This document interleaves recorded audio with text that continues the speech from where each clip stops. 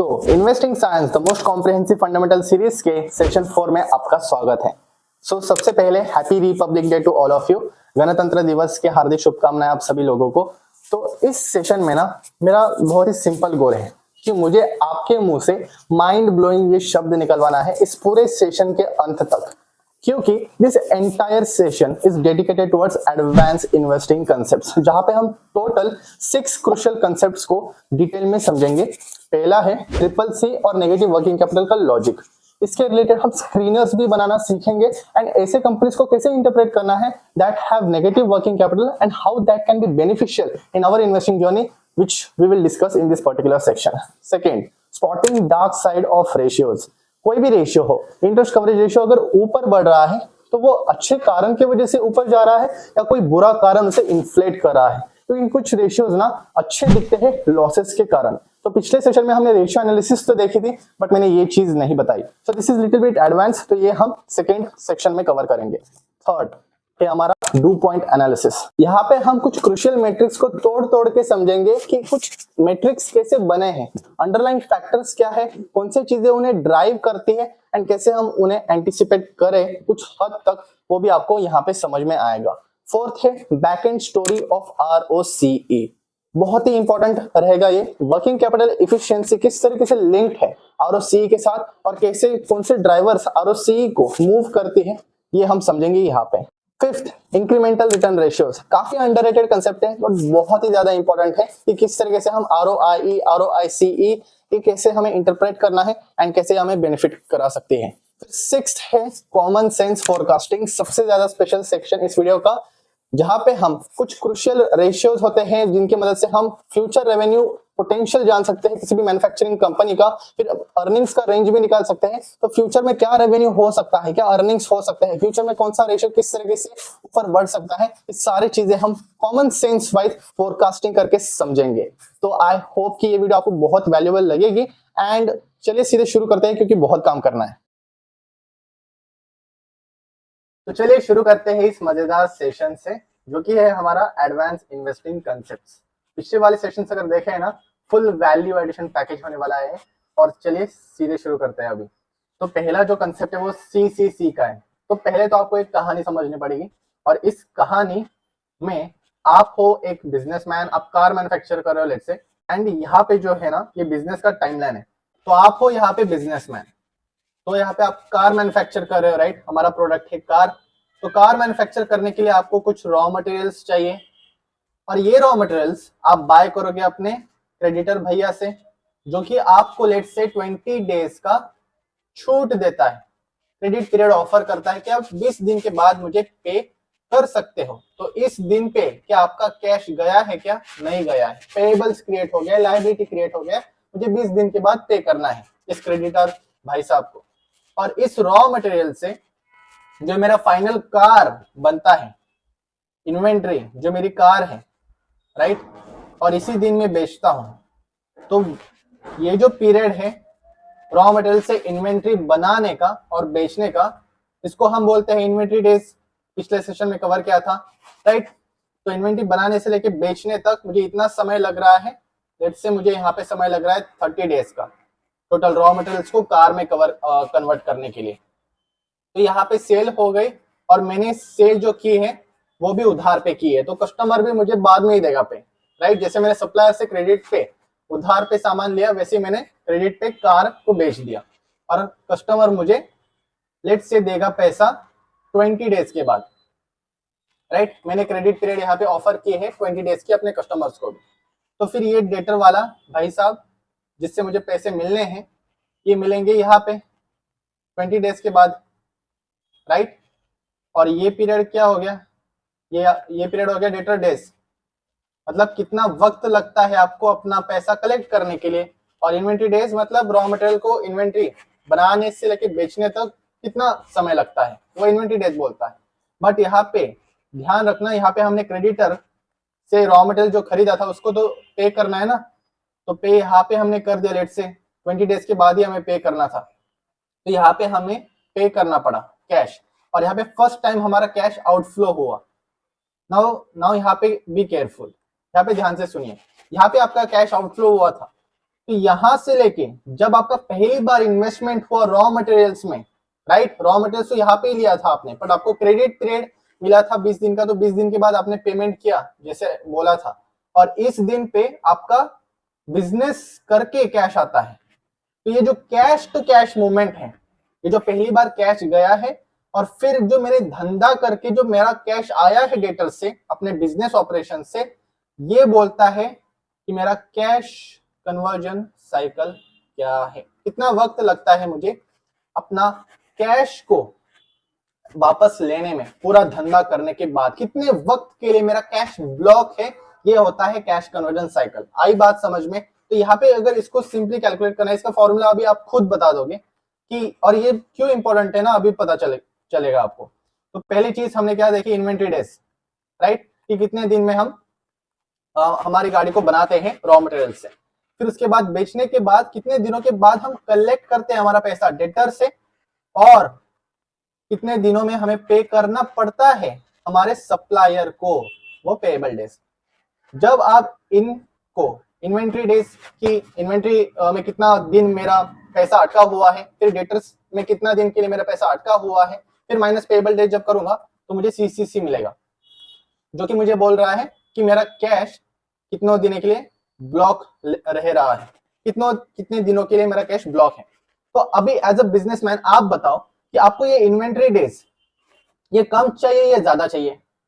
जितना कम समय में आप अपने इन्वेंट्री को बेचोगे, जल्दी सेल होगा, जल्दी कैश आएगा, राइट, तो आपको कम चाहिए, कम से कम समय में मुझे यहाँ पे रॉ मटेरियल से गाड़ी बनानी है और बेचनी है जल्दी। फिर डेटर डेज कम चाहिए ज्यादा चाहिए? कम चाहिए, ऑब्वियसली मुझे कैश चाहिए ना, ये कैश इनफ्लो वाले पार्ट है। ये जितना जल्दी काम करूंगा मैं, जितना इफिशिएंटली इन्वेंट्री मैनेज करूंगा, जितना जल्दी मैं अपना पैसा वापस लूंगा डेटर से, उतना ही बढ़िया मेरा सेल होगा, उतना ही बढ़िया मुझे कैश मिलेगा जल्दी से। फिर ये पेएबल डेज, अभी ध्यान से सुनिए, पेएबल डेज आपको ज्यादा चाहिए या कम चाहिए? ज्यादा चाहिए, क्योंकि अगर आपको क्रेडिटर भैया ज्यादा दिनों के लिए पैसों की छूट दे रहा है, बोल रहा है कि भाई तू मुझे 1 महीने बाद दे, 2 महीने बाद दे, अगर कोई 2 महीने बाद बोल रहा है आपको देने के लिए, तो ऑब्वियसली आप उसका फायदा उठाओगे, राइट, क्योंकि ज्यादा दिनों के लिए पैसा आपके पास है, तो आपको पेएबल डेज ज्यादा चाहिए कि मुझे ज्यादा दिनों के लिए अगर क्रेडिट पीरियड मिलेगा तो ये चीज, ये कैश मेरे पास ही रहेगा और मेरे बिजनेस को चलाने में और मदद करेगा। तो इस केस में क्या हो रहा है, अगर इन्वेंट्री डेज डेटर डेज मुझे कम चाहिए माइनस पेएबल डेज, तो अगर ये नंबर अभी लेट्स से 30 डेज हमारा था इन्वेंट्री डेज, राइट, 30 दिन हमें लग रहा था गाड़ी बनाने के लिए, और 20 दिन में हम पैसा वापस ले रहे थे, राइट, तो 30 डेज प्लस 20 डेज कितना होता है, 50 डेज, तो टोटल 50 डेज के बाद, ये ऑपरेशन के बाद मुझे पैसा मिल रहा है, राइट, बट मुझे पे कितने दिनों में करना था, मुझे पे तो 20 दिनों के बाद करना था, राइट, 20 डेज का हमें छूट मिली थी क्रेडिटर भैया से, तो मेरा नेट टू नेट कैश कितने दिनों के लिए ब्लॉक है? मेरा कैश ब्लॉक है फॉर 30 डेज, 30 डेज के लिए ही मेरा कैश यहाँ पे ब्लॉक है, राइट। तो ये होता है कैश कन्वर्जन साइकिल कि कितने दिनों के लिए मेरा कैश यहाँ पे ब्लॉक है, फिर उतने दिनों के लिए मुझे वर्किंग कैपिटल लोन वगैरह मैनेज करना पड़ेगा। तो ये जितना कम हो उतना बढ़िया, क्योंकि आपको अल्टीमेटली कैश कन्वर्जन साइकिल अगर ये कम हो रहा है, इसका मतलब है कि आप जल्दी इन्वेंट्री बेच रहे हो, जल्दी डेटर से पैसा ले रहे हो, और पेएबल डेज भी आपका अगर बढ़ रहा है ना, और लिक्विडिटी रेशियो आपका अच्छा है, तो फिर इसका मतलब है कि सप्लायर भी आपको ज्यादा भाव दे रहा है, ज्यादा क्रेडिट पीरियड दे रहा है, और इसलिए आपका कैश कन्वर्जन साइकिल कम है। अभी अगर कैश कन्वर्जन साइकिल नेगेटिव हो, मतलब पेएबल डेज, अभी इस चीज को ना 20 डेज को हम कर देते हैं, लेट्स से कि हमें बोला क्रेडिटर भैया ने कि 20 डेज नहीं भाई, तुम मुझे 80 डेज के बाद दो पैसा, 80 डेज के बाद, तो 50 डेज माइनस 80, ये तो माइनस 30 हो जाएगा। इसका मतलब क्या हुआ, मेरा कैश ब्लॉक नहीं है, ये मेरा कैश ब्लॉक नहीं है, उल्टा मैं सप्लायर के, जो क्रेडिटर भैया है, जो मेरे सप्लायर है, उसके पैसों पे धंधा चला रहा हूं मैं 30 दिनों के लिए, फ्री में कैश पड़ा हुआ है मेरे पास ही सप्लायर का। और ये होता है possible negative cash conversion cycle. ये उन बिजनेसेस में होता है जो B2C है, जिनका एफिशिएंसी बहुत बढ़िया है, जिनका बार्गेनिंग पावर बहुत बढ़िया है ना, ये बिजनेस एनालिसिस के चैप्टर में हम बाद में भी डिस्कस करेंगे, तो उन बिजनेसेस में होता है। अभी प्रैक्टिकली समझते हैं, एक एग्जांपल लेते हैं जल्दी से। तो यहाँ पे अगर मैं आपको कोई स्टॉक ले लेते हैं जल्दी से, कौन सा ले भाई, हाँ एक बढ़िया स्टॉक ले लेते हैं जो कि काफी लंबे समय से यहाँ पे ऑटोमोबाइल इंडस्ट्री में राज कर रहा है, और मारुति सुजुकी। तो मारुति सुजुकी के रेशियोज में आएंगे तो डेटर डेज देखिए 12 दिनों में पैसे ले रहा है अपने डेटर से, अपने कस्टमर से, और इन्वेंट्री डेज 20 दिन में गाड़ी बना रहा है और बेच रहा है, राइट। गाड़ी बना के बेच रहा है 19 डेज में, तो टोटल 19 प्लस 12 अगर आप करोगे तो 30 के पास आएगा, 31, और 62 डेज के बाद ये पे कर रहा है। तो 62 डेज के बाद मुझे पे करना है और मुझे पैसा पहले ही मिल रहा है, तो इसलिए यहाँ पे नेगेटिव कैश कन्वर्जन साइकिल आपको देखने को मिल रहा है, राइट। जितना ज्यादा नेगेटिव होगा उतना बढ़िया है, मतलब उतने दिनों के लिए मैं सप्लायर के पैसों से धंधा चला रहा हूँ, मुझे मेरा कैश तो ब्लॉक हुआ ही नहीं है, ब्लॉक तो दूर की बात है, मैं दूसरे के पैसों पे अपना धंधा चला रहा हूँ। That is what it means by cash conversion, negative cash conversion cycle. तो अभी आपको समझ में आ गया होगा कि भाई negative cash conversion cycle as a businessman मेरे लिए अच्छा ही चीज, ठीक है ना। तो अभी आपको समझ में आएगा the power of negative working capital. अभी बहुत ही आसान है यार सभी चीजें। देखिए वर्किंग कैपिटल पहले भी डिस्कस किया हुआ है हमने सेशन 2 सेशन 3 में कि आपका पैसा ब्लॉक कितना होता है, राइट। और यहाँ पे नेगेटिव वर्किंग कैपिटल मतलब वही कि नेगेटिव कैश कन्वर्जन साइकिल और नेगेटिव वर्किंग कैपिटल क्या बोल रहे हैं आपको कि आपका पैसा यहाँ पे ब्लॉक नहीं हो रहा है, बल्कि आप सप्लायर के क्रेडिट पे या अपने कस्टमर के एडवांसेस पे अपना धंधा चला रहे हो। इन अ सिंपल लैंग्वेज यहाँ पे लिखा हुआ है आसान भाषा में, आप अपना बिजनेस दूसरों के पैसे के ऊपर चला रहे हो, राइट। अपना बिजनेस आप दूसरे के पैसों के ऊपर चला रहे हो, that is what it means negative working capital. But यहाँ पे अभी आपको सतर्क रहना है, क्यों? क्योंकि नेगेटिव वर्किंग कैपिटल हमेशा जब भी आप देखोगे कि नेगेटिव वर्किंग कैपिटल है कि आपको लगेगा कि यार ये तो अच्छी चीज है क्योंकि मैंने बोली है, नहीं, हमेशा ऐसा नहीं होता है। Working capital, negative working capital कब अच्छा होता है, कब किस सिचुएशन में बुरा होता है, इसका नॉलेज होना चाहिए। और यहाँ पे देखिए कि नेगेटिव वर्किंग कैपिटल जो है आपका, पहली चीज आपको वर्किंग कैपिटल तो पता ही है ना, ये current assets minus current liabilities, simple, right. इसका लॉजिक मैंने एक्सप्लेन किया था। ऑपरेशनल करंट एसेट्स मतलब वो इन्वेंट्री, ट्रेड रिसीवेबल्स, इसमें आते हैं सारी चीजें, इसमें आता है आपका इन्वेंट्री और ट्रेड रिसीवेबल्स, राइट। ये दोनों चीजें आते हैं, मेजर करंट एसेट्स ये होते हैं। और करंट लायबिलिटीज आपका ट्रेड पेबल्स, जो भी देनदारी है वगैरह शॉर्ट टर्म में, वो सारी चीजें आती हैं। यहाँ पे बोरोइंग्स भी आती है, बट बोरोइंग्स को हम नहीं लेते हैं, सिर्फ ऑपरेशनल करंट लायबिलिटी जो बिजनेस को दर्शाती है हमारे, उन्हीं करंट लायबिलिटीज को हम लेते हैं, जैसे कि ट्रेड पेबल्स, एडवांसेस, जो लायबिलिटीज, जो एडवांसेस हम रिसीव कर रहे हैं कस्टमर से, वो भी करंट लायबिलिटीज होता है। तो इन शॉर्ट यहाँ पे करंट लायबिलिटीज अगर ज्यादा है, ऑपरेशनल करंट लायबिलिटीज, और करंट एसेट्स कम है, मतलब इन्वेंट्री और ट्रेड रिसीवेबल्स कम रख रहा हूं, मैं जल्दी मैनेज कर पा रहा हूँ, इन्वेंट्री को जल्दी मैं बेच रहा हूँ और ट्रेड रिसीवेबल्स भी कम रख रहा हूँ, मतलब कम उधार पे बेच रहा हूँ, तो इसका मतलब है कि मेरी बिजनेस की एफिशिएंसी अच्छी है, right. But what if the negative working capital is because of high short term borrowings? If your negative working capital is due to high short term borrowings and low trade payables, तो इसका मतलब क्या है भाई, आपका business तो खत्म, आप बैंकरप्सी के कगार पर आ चुके हो, यही होगा ना। आप सुनो यहाँ पे जरा, यहाँ पे देखिए कि करंट लायबिलिटीज में आपका ट्रेड पेबल्स होता है और एक शॉर्ट टर्म बोरोइंग्स भी होता है। अगर आपको कभी भी करंट लायबिलिटीज ज्यादा दिखाई दे रही है शॉर्ट टर्म बोरोइंग्स के कारण, अभी मैं प्रैक्टिकल एग्जांपल दिखाऊंगा, और ट्रेड पेबल्स कम है कि सप्लायर ने आपको छूट नहीं दिया है, बल्कि शॉर्ट टर्म बोरोइंग्स आपको लेना पड़ रहा है बाहर से, बहुत ज्यादा एक्सटर्नल फंड्स लेना पड़ रहा है आपके बिजनेस को चलाने के लिए, और आपके पास कैश भी नहीं है, तो फिर ये नेगेटिव वर्किंग कैपिटल जो है ये नेगेटिव है, ये पॉजिटिव नहीं है। बट नेगेटिव वर्किंग कैपिटल अगर शॉर्ट टर्म बोरोइंग्स के कारण नहीं, ट्रेड पेबल्स ज्यादा है और शॉर्ट टर्म बोरोइंग्स कम है बहुत ज्यादा, तो फिर ये अच्छा है। अभी क्लियर हो जाएगा, अभी एग्जांपल लेते हैं। एंड यहाँ पे ना इस नोट्स को भी रेफर कर लेना एक बार, आपको समझ में आ जाएगी सारी चीजें। अभी मुझे प्रैक्टिकल सारी चीजें बतानी है। तो ये कंपनी है भाई रैंडम वासा डेंटिसिटी, कोई दूसरा कंपनी ले लेते हैं, मारुति सुजुकी। तो यहाँ पे देखिए, यहाँ पे बोरोइंग्स कितना है भाई मारुति सुजुकी का, शॉर्ट टर्म बोरोइंग्स देखते हैं। यहाँ पे बोरोइंग्स के अंदर शॉर्ट टर्म बोरोइंग्स का सेक्शन दिखाई दे रहा है, 15 है, सिर्फ 15 है, राइट। 15 करोड़ का सिर्फ शॉर्ट टर्म बोरोइंग्स है मेरा, और यहाँ पे मेरे पास जो कैश है अकेला वो 2000 करोड़ का है, राइट। तो 2000 करोड़ और शॉर्ट टर्म बोरोइंग सिर्फ 15 का ही है, तो इट्स नेग्लिजिबल। मतलब आपका जो ये नेगेटिव कैश कन्वर्जन साइकिल है ना, ये नेगेटिव वर्किंग कैपिटल डेज जो है ना, ये अच्छे कारणों की वजह से है, राइट। यहाँ पे जो नेगेटिव वर्किंग कैपिटल ये अच्छे कारणों की वजह से है। और नेगेटिव वर्किंग कैपिटल है या नहीं, अगर आपको देखना है ना, तो स्मार्ट एनालाइज के बारे में बताया था मैंने पिछले सेशन में, इसको ऑन कीजिए तो यहाँ पे आपको सारे एडिशनल मैट्रिक्स दिखाई देंगे। तो वर्किंग कैपिटल यहाँ पे बैलेंस शीट में देखना, बैलेंस शीट में इक्विटी, बोरोइंग्स, और नीचे यहाँ पे एडिशनल वर्किंग कैपिटल ये दिया है, देखिए ये नेगेटिव है, राइट। वर्किंग कैपिटल मतलब क्या, करंट एसेट्स, ये अदर एसेट्स वाला करंट एसेट्स, अदर एसेट्स मतलब भी करंट एसेट्स होता है यहाँ पे स्क्रीनर.इन पे। तो ये जो 26,000 है आपका, ये करंट एसेट्स है, और ऊपर करंट लायबिलिटीज दिया हुआ है अदर लायबिलिटीज में। अदर लायबिलिटीज कितना है, 32,000। तो इन दोनों को इन्होंने माइनस किया है, 26,000 माइनस 32,000 कर दिया है, और ये फिगर इन्होंने आपके सामने पेश कर दी है वर्किंग कैपिटल वाली, इस तरीके से। बट एक्चुअल वर्किंग कैपिटल ऐसा नहीं होता है, थोड़े एडजस्टमेंट्स होते हैं। इसमें क्या करना है ना, इस वर्किंग कैपिटल में से और आपको कैश को माइनस कर देना है, इसको भी माइनस कर देना है, राइट। तो फिर आपका एक्चुअल वर्किंग कैपिटल और भी यहाँ पे नेगेटिव आ जाएगा, 8,000 के आसपास आ जाएगा, -8,000। अभी एक एग्जांपल लेते हैं जहां पे नेगेटिव वर्किंग कैपिटल होना बुरा है, और वो क्यों बुरा होगा, शॉर्ट टर्म बोरोइंग की वजह से। तुरंत कैसे पकड़ सकते हैं आप, बहुत ही इजीली, वेदांता यहाँ पे मुझे सर्च करना है, Vedanta company and Vedanta limited. तो यहाँ पे स्मार्ट एनालाइज पे क्लिक करूंगा मैं, and I will go on working capital पहले, कि वर्किंग कैपिटल यहाँ पे कैसा है, नेगेटिव है, राइट। नाउ यहाँ पे ये नेगेटिव है, ठीक है, बट बोरोइंग्स क्या है, बोरोइंग्स तो बहुत ज्यादा है क्योंकि कैपिटल इंटेंसिव कंपनी है और यहाँ पे प्रेशर भी बहुत ज्यादा है। शॉर्ट टर्म बोरोइंग्स 28,000 के है, 28,000 करोड़ के हैं, राइट। और बैलेंस शीट में कैश भी कितना है, अदर एसेट्स में देखिए जरा, कैश भी 10,000 के आसपास ही है। तो अभी शॉर्ट टर्म बोरोइंग्स जब इतना ज्यादा दिखे ना आपका एसेट का पोर्शन और कैश कन्वर्जन साइकिल, तो फिर वो कंपनी रिजेक्ट कर देनी है, बस सिंपल है, राइट। बट आपको वही चीज समझनी है कि शॉर्ट टर्म बोरोइंग्स अगर कम है और नेगेटिव वर्किंग कैपिटल आपको दिखाई दे रहा है एंड कैश कन्वर्जन साइकिल भी छोटा है आपका, जैसे कि मारुति सुजुकी का तो नेगेटिव ही था, या कोई कंपनी का सिर्फ 20 दिन का है, 15 दिन का है, या वो डाउनवर्ड ट्रेंड में है। हमेशा ट्रेंड देखना कैश कन्वर्जन साइकिल का, कि पहले 100 दिन था, अभी 80 हो गया है, 80 का 50 हो गया है, मतलब 50 दिन के अंदर में कैश अभी कलेक्ट कर रहा हूँ सारा धंधा करके, पहले 100 दिन लगता था।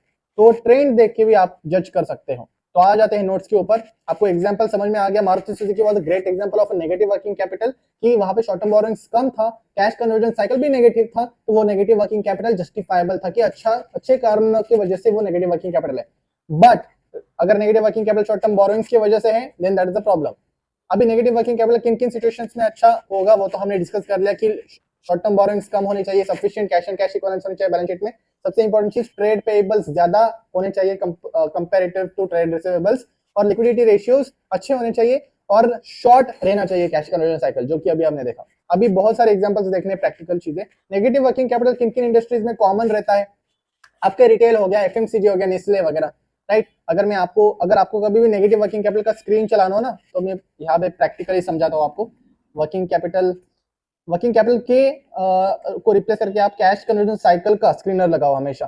This is much better way to basically identify good companies. तो यहाँ पे अगर आपको नेगेटिव देखना है कैश कन्वर्जन साइकिल, और उसके साथ मुझे वर्किंग कैपिटल डेज यहाँ पे नेगेटिव चाहिए, लेट्स से ये भी, एंड डेट टू इक्विटी का क्राइटेरिया लगाना हमेशा, क्योंकि डेट हमें कम चाहिए, right. Cash conversion cycle negative है, बट डेट भी हमें कम चाहिए, क्योंकि वो working capital, negative working capital debt की वजह से नहीं होना चाहिए, इसलिए हम ये 1 कर देंगे, सिंपल। तो इस तरीके से आपको खुद आप इजीली फाइंड आउट कर सकते हो। और मुझे मार्केट कैपिटलाइजेशन, लेट्स से मुझे यहाँ पे कंपनीज चाहिए ग्रेटर देन 100 करोड़, राइट, और मैं स्क्रीनर चला दूंगा।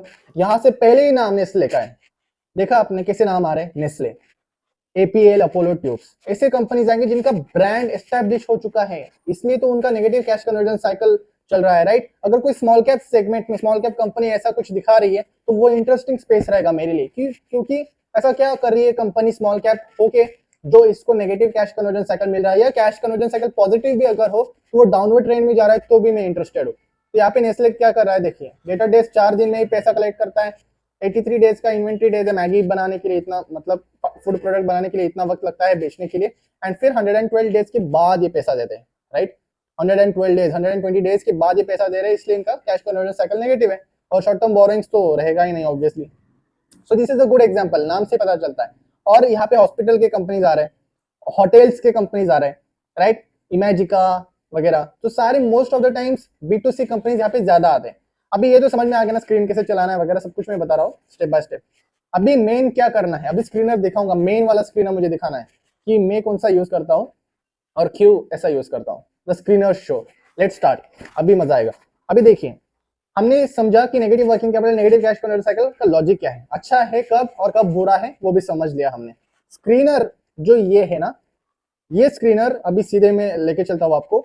पहली चीज, इस स्क्रीनर से आपको कोई भी कंपनीज मतलब सिलेक्ट नहीं करना है तुरंत कि मैं इसमें इन्वेस्ट कर दूंगा, बिल्कुल भी नहीं। ये सिर्फ स्टडी पर्पस के लिए मैंने स्क्रीनर बनाया है, क्योंकि इसके अलावा भी नेगेटिव कैश कन्वर्जन साइकिल होके क्या फायदा है अगर उस कंपनी का मैनेजमेंट ही बुद्धू है तो, राइट, फ्रॉड है तो, अगर पागल बना रहा हो तो शेयर होल्डर को, तो क्या करोगे।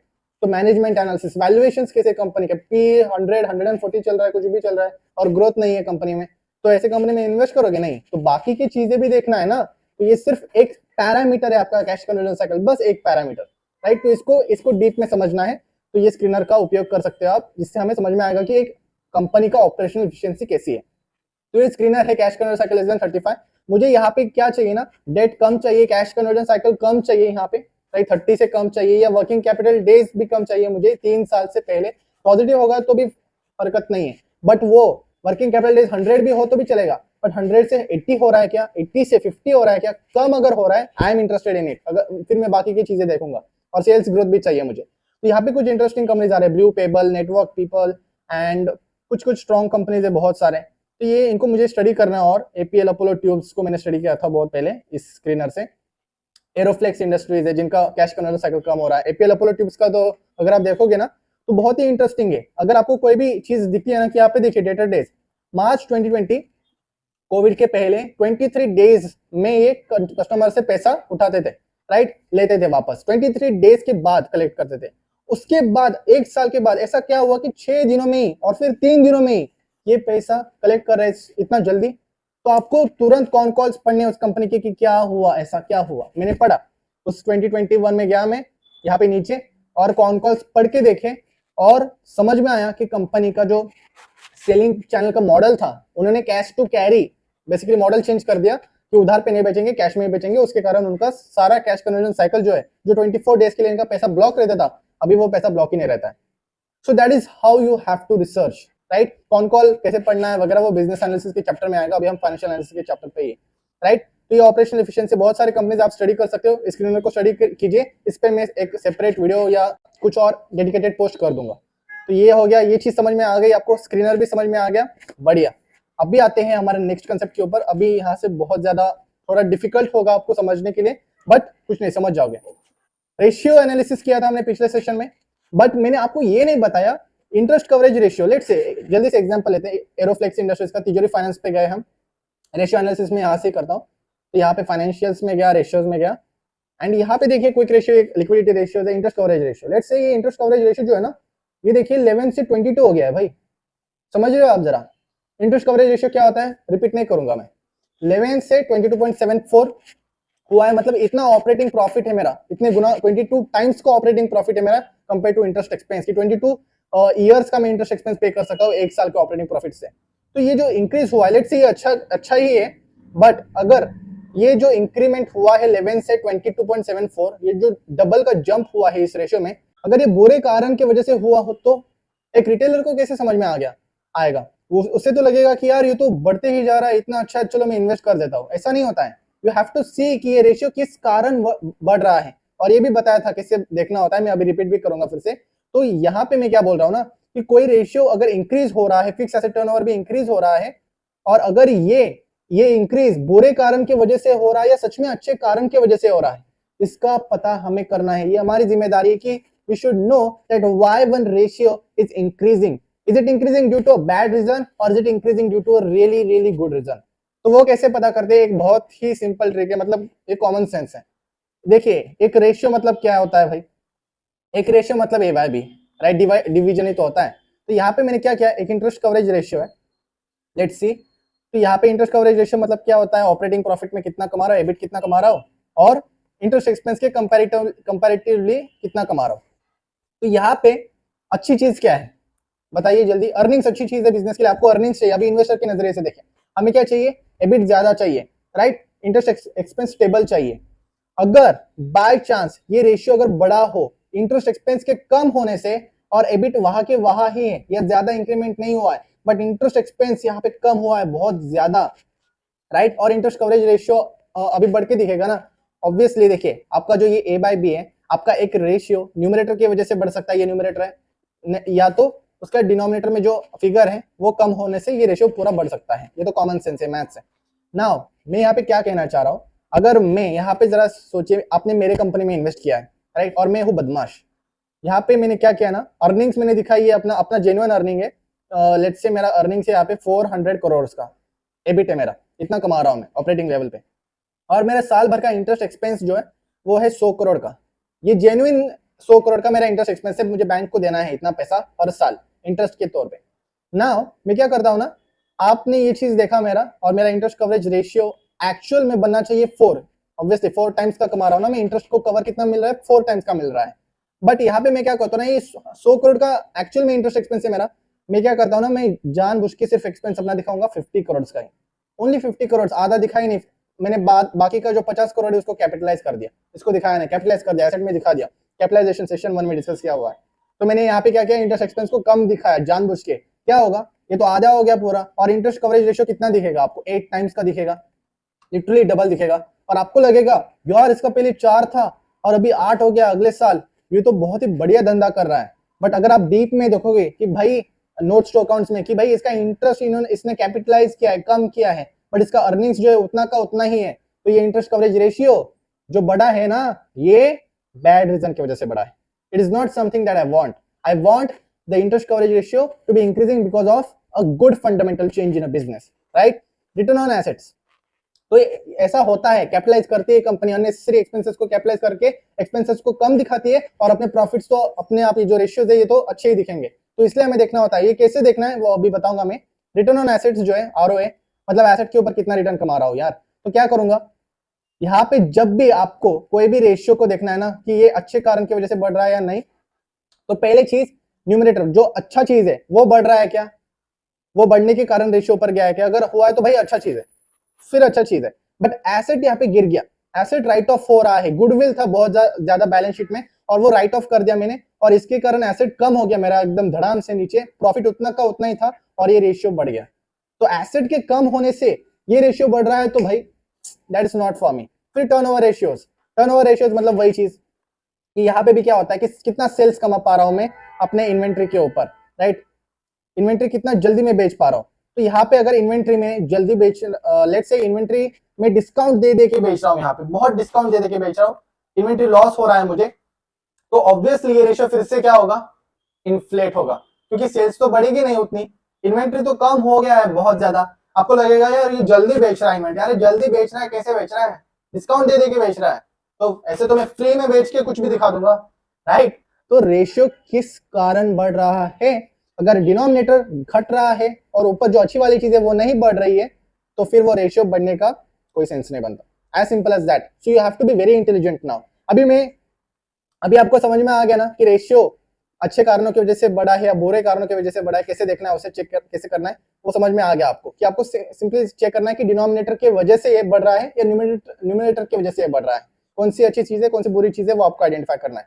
अभी एज ए रिटेल इन्वेस्टर हमारे पास इतना टाइम नहीं होता कि हम खुद ये करते रहे, बट आपको एनुअल रिपोर्ट में ना ये इन्फॉर्मेशन दी जाती है एक कंपनी के द्वारा। Now you can know whether the ratio has increased due to good और बैड रीजन। तो ये पता करना है हमें कि रेशियो किस कारण बढ़ रहा है। तो यहाँ पे देखिए एनुअल रिपोर्ट में जाना है आपको, ये इंपॉर्टेंट सेक्शन है, इसको ध्यान से देखिए। यहाँ पे एनुअल रिपोर्ट में जाना है, ये नायका का है शायद, तो किसी कंपनी का है। तो यहाँ पे जब भी आप एनुअल रिपोर्ट में जाओगे ना, आपको यहाँ पे सिंपली रेशियोज डालना है, हमेशा डिटेल रेशियो एनालिसिस करना है आपको। तो यहाँ पे रेशियोज डालूंगा ना तो एक की फाइनेंशियल रेशियोज का सेक्शन आएगा, एक तो MD&A सेक्शन में रहता है, एनुअल रिपोर्ट में कवर करूंगा बाद में, वैसे भी एक MD&A मैनेजमेंट डिस्कशन में सेक्शन रहेगा, नहीं तो नोट्स टू अकाउंट में सेक्शन रहेगा रेशियो एनालिसिस का। तो यहाँ पे ना ये बड़ी अच्छे से बताते हैं कि भाई रेशियो किस कारण बढ़ा है। यहाँ पे देखिए चेंज है, यहाँ पे मेरा return on net worth, return on equity 1.8 से 3.3% हो गया। पहले 1 रुपए कमाता था, 1.8 रुपीज कमाता था 100 रुपए पे, अभी 3.3 रुपीज कमा रहा हूँ, तो चेंज है 150 BPS का, मतलब 1.5% का। फिर उसके बाद ट्रेड पेबल टर्नओवर रेशियो, तो आपको बस इतना नहीं देखना है, इसके नीचे देखिए रिटर्न ऑन इक्विटी क्यों बढ़ा है। This increase was primarily due to an increase in net income, तो नेट इनकम के कारण ये बढ़ा है। तो भाई अच्छी बात है ना, नेट इनकम के कारण ही बढ़ना चाहिए। अगर इक्विटी कम हो गया है, बायबैक किया है कंपनी ने, लेट्स से अगर कंपनी ने बायबैक किया है तो आपका इक्विटी तो कम होगा, राइट, और आरओई बढ़ेगा। तो यहाँ पे आपको वो भी रीजन समझ में आएगा कि अच्छा कंपनी ने बायबैक किया था और इसलिए आरओई बढ़ा है, तो भाई काम की चीज नहीं है। फिर आरओसी क्यों बढ़ा है, फिर से it is result of increase in earnings, तो अच्छे कारणों की वजह से बढ़ा है। सब कुछ सारे रीजंस बता दिए, there is no major change in inventory turnover ratio, what सारे रीजंस इन्होंने बता दिए हैं। So this is how you have to do the ratio analysis, right. सारे रीजंस इन्होंने अच्छे से बताया कि करंट रेशियो की मेरा बढ़ा है, the decrease in the current ratio is primarily due to an increase in liabilities बढ़े हैं, क्यों, वर्किंग कैपिटल लोन लिया है इन्होंने, which is in line with the increase in business volume, so ठीक है। So this is how you have to do, right। तो ratios का डार्क साइड कैसे पकड़ना है और कैसे एक्चुअल रेशियो एनालिसिस होता है, ये आज के सेशन से आपको समझ में आया। अभी तो बहुत सारी चीजें कवर करने हैं मुझे, ये तो बस शुरुआत है, राइट। तो ये कुछ एडवांस चीजें थी जो कि मुझे बतानी थी, right. I hope you understood that how you have to do the ratio analysis, कैसे पकड़ना है डार्क साइड एंड एक्सेट्रा। अभी डू पॉइंट पे आते हैं। डू पॉइंट एनालिसिस बहुत तगड़ा है ये सेक्शन। तो डू पॉइंट क्या होता है, डू पॉइंट मतलब होता है तोड़ फोड़ करने का गेम, जोक नहीं मार रहा हूं मैं, यहाँ पे हम क्या करते हैं ना, कुछ क्रुशियल मेट्रिक्स होते हैं हमारे, जैसे कि ROE। लगता है कि भाई रिटर्न ऑन इक्विटी क्या है बोल रहा है यार, इक्विटी के ऊपर कितना रिटर्न कमा रहा है, ये तो यही तो बता रहा है, इसमें कौन सी बड़ी बात है भाई। एक क्रुशियल मेट्रिक है ROE, जो कि आपको बहुत सारे इंपॉर्टेंट फैक्टर्स बताती है। यहाँ पे हम क्या करेंगे, क्रुशियल मैट्रिक्स को तोड़ तोड़ के देखेंगे कि भाई ये कौन से अदर चीजों से बना हुआ है, इसका अंडरलाइंग फैक्टर क्या है। जैसे कि अगर ROE बना है प्रॉफिट मार्जिन से, एसेट टर्नओवर से बना है, और मैनेजमेंट कल जाके कॉनकॉल में मेरे कंपनी के बोलता है कि भाई उस कंपनी का एसेट टर्नओवर, हमारी कंपनी का एसेट टर्नओवर फ्यूचर में बढ़ सकती है, हम ज्यादा कमाएंगे एसेट के ऊपर, हमारी इफिशियंसी बढ़ेगी, हमारे एसेट टर्नओवर भी बढ़ेगी, हमारे मार्जिन भी बढ़ सकते हैं। तो इससे मेरे दिमाग में क्लिक होगा, अच्छा ये होगा तो प्रॉफिट भी बढ़ेंगे, और ऑब्वियसली ROE के ये ड्राइवर्स है, तो ROE भी फ्यूचर में बढ़ेगी, ROE फ्यूचर में बढ़ेगी, शेयर प्राइस भी फ्यूचर में बढ़ेगा। So this is how you have to relate to the things. How one thing is connected with the others you must be knowing, right? तो ये ROE, अभी एक नॉर्मल इन्वेस्टर क्या करेगा, हमने तो ROE रेशियो पढ़ा है भाई कि 20% के ऊपर होना चाहिए, मतलब इक्विटी के ऊपर, इक्विटी कैपिटल, शेयर होल्डर्स के कैपिटल के ऊपर जो प्रॉफिट है वो एटलीस्ट 20% होना चाहिए, राइट। और वो 20% देखते ही खुश हो जाएगा, ऐसा थोड़ी होता है यार, इतना आसान होता है क्या। ROE जो है, पहली चीज, अगर आज 7% भी हो, 4% भी हो, फर्क नहीं पड़ता है, राइट। वो किस कारण के वजह से है, क्या हुआ है पास्ट में, वो हो गया, आगे फ्यूचर क्या बोलता है मुझे उससे काम है, राइट। फ्यूचर में क्या हो सकता है, तो कॉन कॉल्स करती है company management, right. Con calls कैसे एनालाइज करना है वो बाद में का सेशन है, तो कॉन कॉल्स में मैनेजमेंट बोलता है। तो जब भी कंपनी का ROE जो है अगर वो 20% है, तो ये इसको तोड़ना है आपको कि प्रॉफिट मार्जिन कैसा है, राइट, प्रॉफिट मार्जिन कैसा है। तो यहाँ पे ना मैं आपको इस तरीके से एक्सप्लेन करता हूँ। ROE, पहले चीज ROE क्या बोलता है भाई, net profit divided by equity, equity capital के ऊपर कितना कमा रहा हो, राइट। अभी ये जो ऊपर दिखाई दे रहा है आपको तीन चीजें, ये आई कैसे ये बताओ, ठीक है बता देता हूँ। ये नेट प्रॉफिट है ना, ये नेट प्रॉफिट क्या करूंगा ना, ये नेट प्रॉफिट बाय इक्विटी को तोड़ रहा हूं मैं अभी। पहले मैं क्या करूंगा, मैं ये देखूंगा कि भाई सेल्स के ऊपर मेरा हर एक सेल्स के ऊपर कितना नेट प्रॉफिट में रिटेन कर पा रहा हूं, मतलब प्रॉफिट मार्जिन कितना है मेरा, ठीक है, ये हो गया इनटू। फिर उसके बाद मैं करूंगा सेल्स डिवाइडेड बाय एसेट, कि हर एक रुपए के एसेट के ऊपर मैं कितना सेल्स जनरेट कर रहा हूं, ठीक है। फिर उसके बाद एसेट ऊपर यहाँ पे इस बार, और इक्विटी कि भाई फाइनेंशियल लेवरेज क्या है, ये पिछले सेशन में बताया था कि हर एक खुद के कैपिटल पे में कितने एसेट्स मैनेज कर रहा हूं। अगर एक ही रुपए है मेरे पास, और ऊपर 4 रुपए के एसेट मैनेज कर पा रहा हूं, मतलब मार्जिन लिया है मैंने, राइट, 3 रुपए का डेट है मेरा, तो ये जितना ज्यादा मतलब डेट ज्यादा है बैलेंस शीट पे, it could be risky, right. हाँ, तो ये चीज समझ में आ गई आपको। तो अभी ये जो प्रॉफिट मार्जिन, एसेट टर्नओवर, ये जो चीजें निकल के आई है, ये निकल के कैसे आई है ये बताओ मुझे। तो भाई ये यहाँ पे देखिए, ये सेल्स तो कट जाएगा, एसेट भी कट जाएगा, और अल्टीमेटली बचेगा क्या, नेट प्रॉफिट और इक्विटी, और यही तो है ROE। तो इस तरीके से ये हमने जोड़ किया है और देखा है कि भाई ROE इन 3 मैट्रिक्स के, या ये 3 मैट्रिक्स ROE को ड्राइव करते हैं, और ऐसा ये बना हुआ है, राइट। ये समझ में आ गया कि ROE किस तरह से बना है, मतलब अगर इन तीनों में से ये हर एक 3 रेशियो, ये हर एक 3 मैट्रिक्स की प्रॉफिट मार्जिन अगर बढ़ेगा, ROE बढ़ेगा, एसेट टर्नओवर अगर बढ़ेगा, ROE बढ़ेगा, फाइनेंशियल लेवरेज अगर बढ़ेगा, डेट लेगी कंपनी तो भी ये बढ़ेगा, राइट, डेट लेगी अगर काम करती है तो भी बढ़ेगा। तो हमें ROE का बढ़ना किस वजह से चाहिए, कौन से कारण की वजह से एक ROE बढ़ना चाहिए अच्छे बिजनेस का, टेल मी। प्रॉफिट मार्जिन, बिल्कुल प्रॉफिट मार्जिन तो इंपॉर्टेंट है। एसेट टर्नओवर, हर एक रुपए के एसेट के ऊपर कितना सेल जनरेट कर पा रहा हूँ, जितना ज्यादा सेल करूंगा उतना अच्छा है, उतना इफिशियंटली मैं अपने एसेट्स को यूज कर पा रहा हूँ, तो ये भी बढ़ना चाहिए। बट क्या लेवरेज, ज्यादा लेवरेज लेके काम करना चाहिए बिजनेस को, कर सकती है अगर धंधा संभाल पाती है अच्छे से, ढंग से डेट का यूज करती है तो ठीक है, बट रिस्क भी तो बढ़ेगा, वैल्यूएशंस पे भी तो अफेक्ट होगा, राइट। तो मुझे इस पैरामीटर को, ये जो अंडरलाइंग पैरामीटर है ROE का, इस पे मुझे क्रॉस मारना है, मुझे ये नहीं चाहिए। I don't want this to be the primary reason for the increase in ROE. I want this to be the primary reason for driving the ROE. समझ में आया आपको?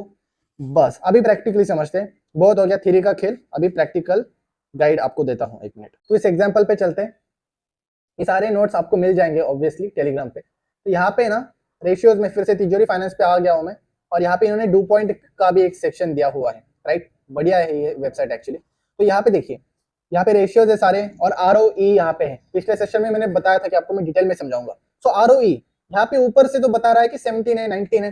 सो this is what I am earning on my equity capital. But कौन से underlying factors इस ROE को बढ़ा रहे हैं वो बताओ। तो मैं क्या करूंगा, इस प्लस आइकॉन पे क्लिक करूंगा, इसके अंडरलाइंग फैक्टर्स दिखेंगे मुझे। नेट प्रॉफिट मार्जिन का ट्रेंड कैसा है देखूंगा पहले खोल के, बस। अच्छा, यहाँ से देखो, यहाँ से मत देखो क्योंकि पीछे ये IPO का समय था ना, तो वो स्टेबलाइज नहीं है। यहाँ पे नॉर्मलाइज हो गया है बाद में, तो बाद में से देखो कि यहाँ पे क्या चल रहा है। अभी तो इंप्रूव हो रहा है और 16.25% के पास है यहाँ पे प्रॉफिट मार्जिन। मैं इसको पीयर के साथ भी कंपेयर कर सकता हूँ तुरंत। अगर सनसेरा इंजीनियरिंग इसका है तो उसका कहाँ पे प्रॉफिट मार्जिन, भाई 6% का ही है इसका। फिर डीवी ये क्या है कंपनी, यहाँ पे मैं अपने रियल पीयर्स को भी ऐड कर सकता हूँ, कंपटीटर्स को। यूनो मिंडा अगर है इसका कंपटीटर तो यूनो मिंडा को मैं ऐड करूंगा, क्योंकि दोनों भी ऑटोमोटिव कंपोनेंट कंपनी है ना। तो देखिए सोना BLW का ही नेट प्रॉफिट मार्जिन जो है वो ज्यादा है, 16% का है, और इन दोनों बाकी दोनों कंपनी का सिर्फ 6% का है। बट ट्रेंड मुझे देखना है, नंबर इंपॉर्टेंट नहीं मेरे लिए, ट्रेंड इंपॉर्टेंट है। ट्रेंड कैसा है भाई, ट्रेंड तो ठीक ठाक है दोनों के लिए। फिर प्रॉफिट मार्जिन बढ़ना चाहिए क्या, ऑब्वियसली बढ़ना चाहिए। अभी asset turnover ratio, asset turnover ratio यहाँ पे देख रहा है कि हर एक रुपए के ऊपर में कितना सेल्स जनरेट कर पा रहा हूँ। हर एक रुपए के एसेट के ऊपर में अभी 0.80 रुपीज का सेल्स जनरेट कर पा रहा हूँ। तो इसका ट्रेंड कैसा है जरा देखते हैं खोल के ग्राफ को। और वाह, ट्रेंड तो बढ़िया दिखाई दे रहा है, राइट। तो ये भी ठीक है। तो ROE यहाँ पे बढ़ क्यों रहा है, इन दोनों कारणों की वजह से तो बढ़ रहा है, दैट इज गुड। अभी लेवरेज को देखते हैं कि लेवरेज भी बढ़ा है क्या, डेट बढ़ा है क्या। अरे भाई डेट तो बढ़ा ही नहीं, राइट। तो मतलब ROE किन चीजों की वजह से बढ़ा, it has increase due to net profit margins and your asset turnover ratio and no leverage.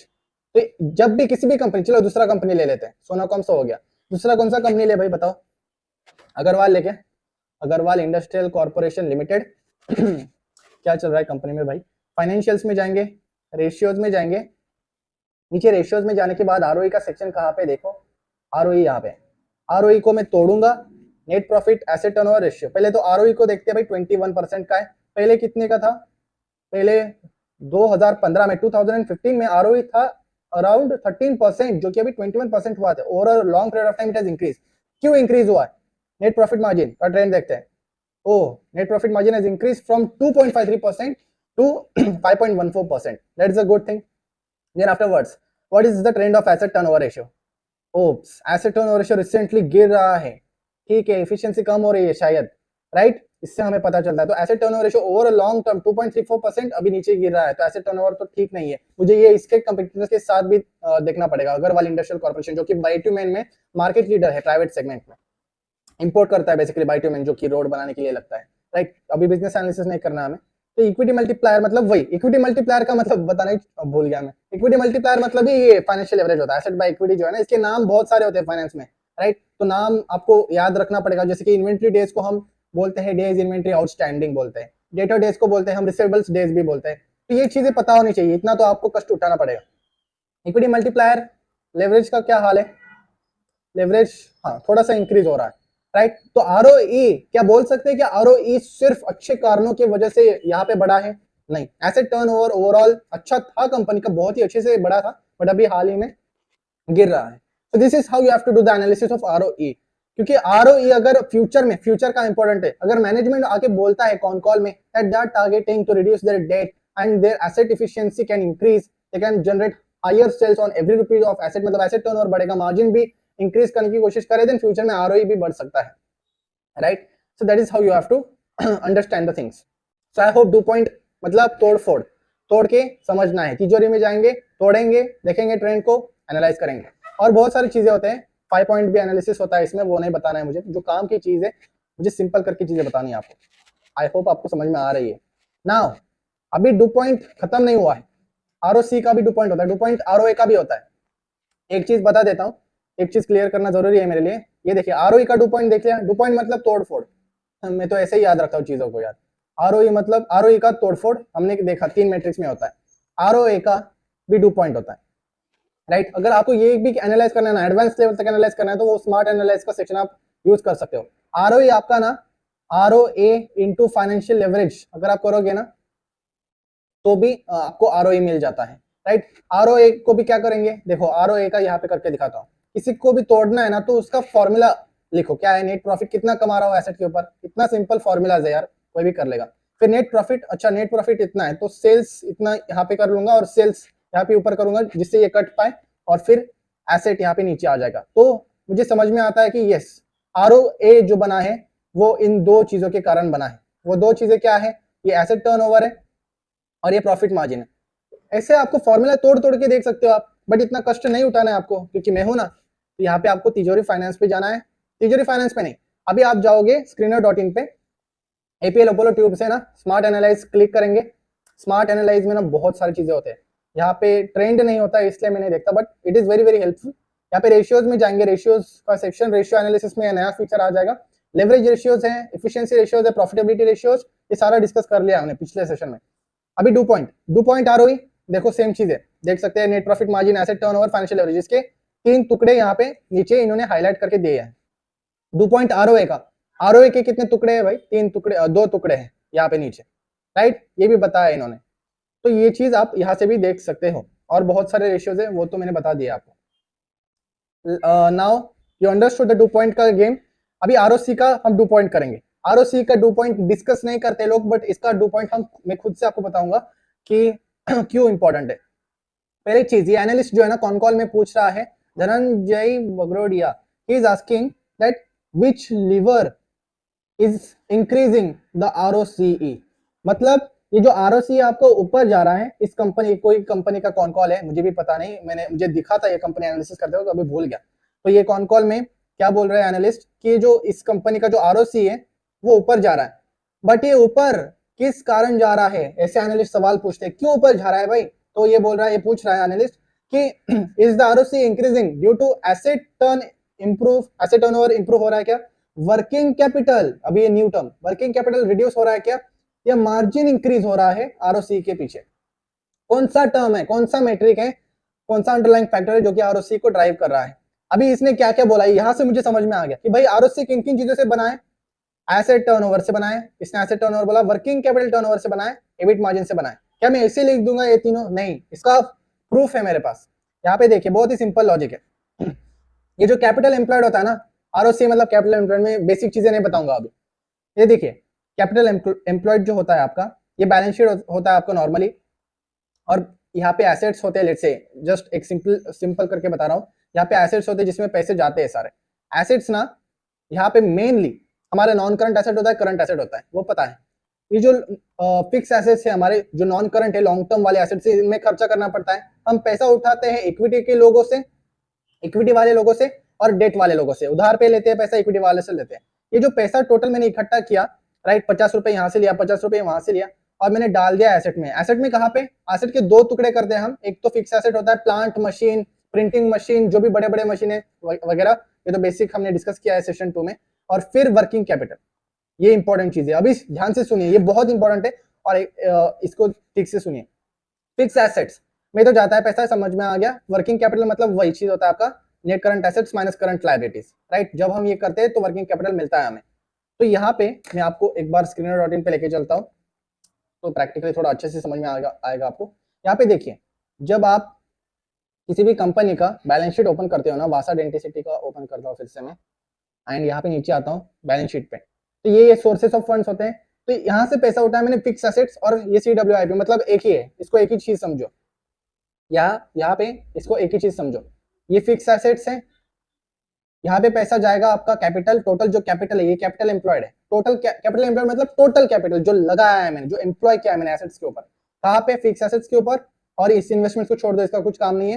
ये अदर एसेट्स, इसको वर्किंग कैपिटल, इस तरीके से इंटरप्रेट करना है। वर्किंग कैपिटल मतलब भी पैसा ब्लॉक, जो करंट एसेट्स के अंदर पैसा ब्लॉक होता है, इसको और इसको माइनस करके हमारे पास वर्किंग कैपिटल आता है, तो इसमें हमारा पैसा जाता है, राइट। तो यही चीज बताना था। अभी मैं क्या कहने की कोशिश कर रहा हूँ वो समझिए, ये बहुत इंपॉर्टेंट फैक्टर है। फिर से यहाँ पे देखिए, कैपिटल एम्प्लॉयड जो है आपका, आप कैपिटल उठा रहे हो और फिक्स एसेट्स और वर्किंग कैपिटल के अंदर डाल रहे हो। तो हम क्या ये बोल सकते हैं क्या कि अगर मैं यहाँ से कैपिटल उठा के एसेट्स में डाल रहा हूँ, इन दोनों में, फिक्स एसेट्स और वर्किंग कैपिटल में, तो कैपिटल एम्प्लॉयड इसेंशियली यही तो हो गया। मुझे यही बताना है, आप पैसा उठा रहे हो और फिक्स एसेट्स और वर्किंग कैपिटल में इन्वेस्ट करना है ना, धंधे को कभी भी इन दोनों में तो इन्वेस्ट करना ही पड़ेगा, नहीं तो धंधा कैसे चलेगा। तो जो एसेट्स में पैसा लगा हुआ है वो कैपिटल एम्प्लॉयड ही तो है। तो कैपिटल एम्प्लॉयड वही चीज कि जो आपका इक्विटी प्लस डेट होता है, इक्विटी प्लस डेट लेके जो हम काम करते हैं, और इसके ऊपर कितना मैंने ऑपरेटिंग प्रॉफिट कमाया, हम ऐसे देखते हैं ना, तो इसको हम बोल सकते हैं is equal to fix assets plus working capital. तो यहां से ये खेल शुरू होता है कि फिक्स एसेट्स और वर्किंग कैपिटल के ऊपर मैं कैसे काम कर रहा हूं। अभी यहाँ पे देखिए ये आया कहां से, और ये आरओसीई का अगर बेसिक फॉर्मूला देखें हम, तो हमें पता है कि ऑपरेटिंग प्रॉफिट में कितना कमाता हूं, एबिट कितना ऑपरेटिंग प्रॉफिट में कमा रहा हूं ओवर कैपिटल एम्प्लॉयड, ऐसे लिखता हूं मैं, ओवर मेरा टोटल कैपिटल एम्प्लॉयड। ये हमारा ये है मेन फॉर्मूला है। इसको मैं तोड़ूंगा कि भाई मैं ऑपरेटिंग प्रॉफिट जो है, ये ऑपरेटिंग प्रॉफिट जो है मैं सेल्स के ऊपर फिर से वही रिपीट करूंगा और into sales by capital employed करूंगा। तो ये सेल्स कटेगा और आरओसी बनेगा। ये मुझे क्या दे रहा है कि एबिट मार्जिन कितना है, मेरा ऑपरेटिंग प्रॉफिट का मार्जिन कितना है, और ये इसको बोलते हैं हम कैपिटल टर्नओवर, कि हम कितना सेल्स जनरेट कर पा रहे हैं हर एक रुपए के कैपिटल के ऊपर जो हमारे पास है टोटल, राइट, इक्विटी और डेट वाला कैपिटल, तो कितना सेल्स जनरेट कर पा रहे हैं। अभी इस सेल्स, ये जो सेकंड पॉइंट है और ये फर्स्ट पॉइंट है, अभी सेकंड पॉइंट को यहाँ पे डिस्कस करते हैं। यहाँ पे देखिए सेल्स बाय कैपिटल एम्प्लॉयड, इसको और तोड़ेंगे कैसे, सेल्स और कैपिटल एम्प्लॉयड, तो सेल्स यहाँ पे ऊपर आएगा, कैपिटल एम्प्लॉयड अभी क्या बोला मैंने, एक तो फिक्स एसेट्स होता है आपका, और उसके बाद सेल्स कितना जनरेट किया आपने वर्किंग कैपिटल के ऊपर। तो सेल्स बाय कैपिटल एम्प्लॉयड आपका दो चीजों पे निर्भर करता है इसेंशियली, जो कि है कि आप सेल्स कितना कर रहे हो फिक्स एसेट के ऊपर, ये क्या है फिक्स एसेट टर्नओवर रेशियो, कि फिक्स एसेट्स के ऊपर कितना आप टर्नओवर जनरेट कर पा रहे हो, और वर्किंग कैपिटल को आप कितना जल्दी घुमा पा रहे हो सेल्स में, मतलब कितना इन्वेंट्री जल्दी बेच रहे हो, वर्किंग कैपिटल मतलब इन्वेंट्री वगैरह, तो करंट एसेट्स को कितना जल्दी आप बेच रहे हो सेल्स में उसे कन्वर्ट करने के लिए, राइट। तो ये होता है, और यही चीज वो बोल रहा था कि वर्किंग कैपिटल रिड्यूस अगर होगा तो भी आरओसी इंप्रूव होगा। तो अभी आरओसी किन किन कारण की वजह से ऊपर जा सकता है, बस मुझे यही समझाना है। अभी आपको समझ में आएगा कि अगर working capital turnover ratio company का अच्छा होता है, मतलब वर्किंग कैपिटल कभी भी फ्यूचर में अगर बोलती है कंपनी की yes we are focusing on reducing the working capital efficiency हम बढ़ाने की कोशिश कर रहे हैं, तो आरओसी बढ़ेगा, क्या बढ़ेगा। सेकंड एसेट टर्नओवर, ये तो पता है हमें, एसेट टर्नओवर आरओई में भी होता है, तो एसेट के ऊपर फिक्स एसेट्स के ऊपर अगर सेल्स जनरेट कर पा रही है company, that is very good, ये इंपॉर्टेंट है। तो यहां से भी बढ़ेगा fix asset turnover, working capital turnover. दूसरा चीज, सेल्स तो जनरेट कर लिया आपने, पर सेल्स पे कितना ऑपरेटिंग प्रॉफिट आप कमा पाओगे वो एबिट बाय सेल्स बताएगा, ऑपरेटिंग प्रॉफिट मार्जिन, तो ऑपरेटिंग प्रॉफिट मार्जिन से भी बढ़ेगा। तो ये तीन फैक्टर्स हैं जिससे एक आरओसीई ऊपर की तरफ ड्राइव हो सकता है। आई होप कि आपको आरओसी का बैकएंड स्टोरी जो है वो समझ में आई होगी। अभी आते हैं प्रैक्टिकल एग्जांपल के ऊपर, ये चीज बताना जरूरी था क्योंकि तब तक हमें समझ में नहीं आता कि एक तो एबिट मार्जिन है पीछे आरओसी के, फिर वर्किंग कैपिटल टर्नओवर है और एक फिक्स एसेट टर्नओवर है, तीनों का मतलब तो हमें पता है। अभी एक एग्जांपल लेते हैं टू अंडरस्टैंड दिस आल्सो। तो प्रैक्टिकल एग्जांपल लेते हैं और समझते हैं आरओसी के अंडरलाइंग फैक्टर्स को किस तरीके से हम एक कंपनी में एनालाइज कर सकते हैं। तो अगर मैं एरोफ्लेक्स का एग्जांपल लूँ, यहाँ पे एक ऐसी कंपनी है और कोई भी कंपनी रिकमेंडेशन वगैरह नहीं है, ये एक सीरीज चल रहा है, एजुकेशन सीरीज चल रहा है जहाँ पे आपके फायदे के लिए ये सारी चीजें शेयर कर रहा हूँ। नाउ एरोफ्लेक्स इंडस्ट्रीज में क्या हो रहा है ना, अगर मैं पहले चीज, अगर आपको एक मुझे टेस्ट देना हो कॉनकॉल का, बस एक ग्लिम्स दे रहा हूँ मैं कॉनकॉल का कि कैसे बातें होती है और कैसे हम उसके हिसाब से डिसीजंस ले सकते हैं।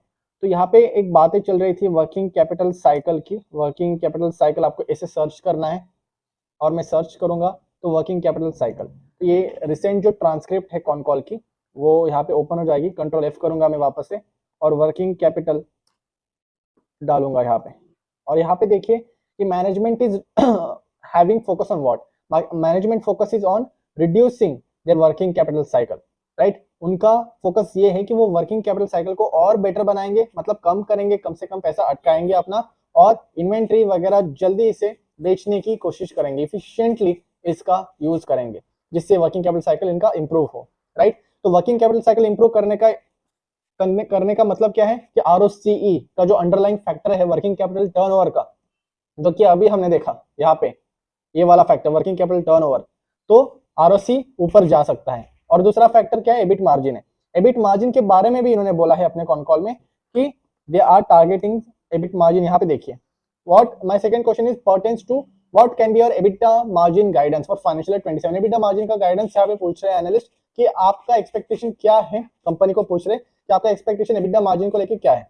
तो ये बोल रहे हैं कि till financial 27 we hope that our margin will be near 25% range, 24 to 25% के रेंज में इनका मार्जिन हो सकता है।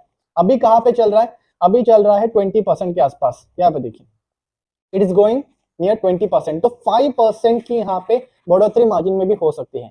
तो दो फैक्टर्स हो गए, कौन से, वर्किंग कैपिटल भी बेहतर होगा कंपनी का, ऐसा बोल रही है कंपनी, ऑब्वियसली बोला है मतलब होगा ही, ऐसा नहीं होता, but we have to track that. और एबिटा मार्जिन भी 25% के रेंज में लाने की कोशिश करा है मैनेजमेंट टिल फाइनेंशियल 27। और फिक्स एसेट टर्नओवर, कि एसेट टर्नओवर की एफिशिएंसी क्या रहेगी। तो मतलब यहाँ पे दो फैक्टर्स, तो यहाँ पे आरओसी के लिए टिक मार्क हो गए कि यस दिस कैन हैपन, और उसके साथ मार्जिन भी इंप्रूव हो रहे हैं, वर्किंग कैपिटल टर्नओवर भी इंप्रूव हो रहा है, एसेट के ऊपर सेल्स भी अगर अच्छी करेगी company, definitely the ROC will get a double booster.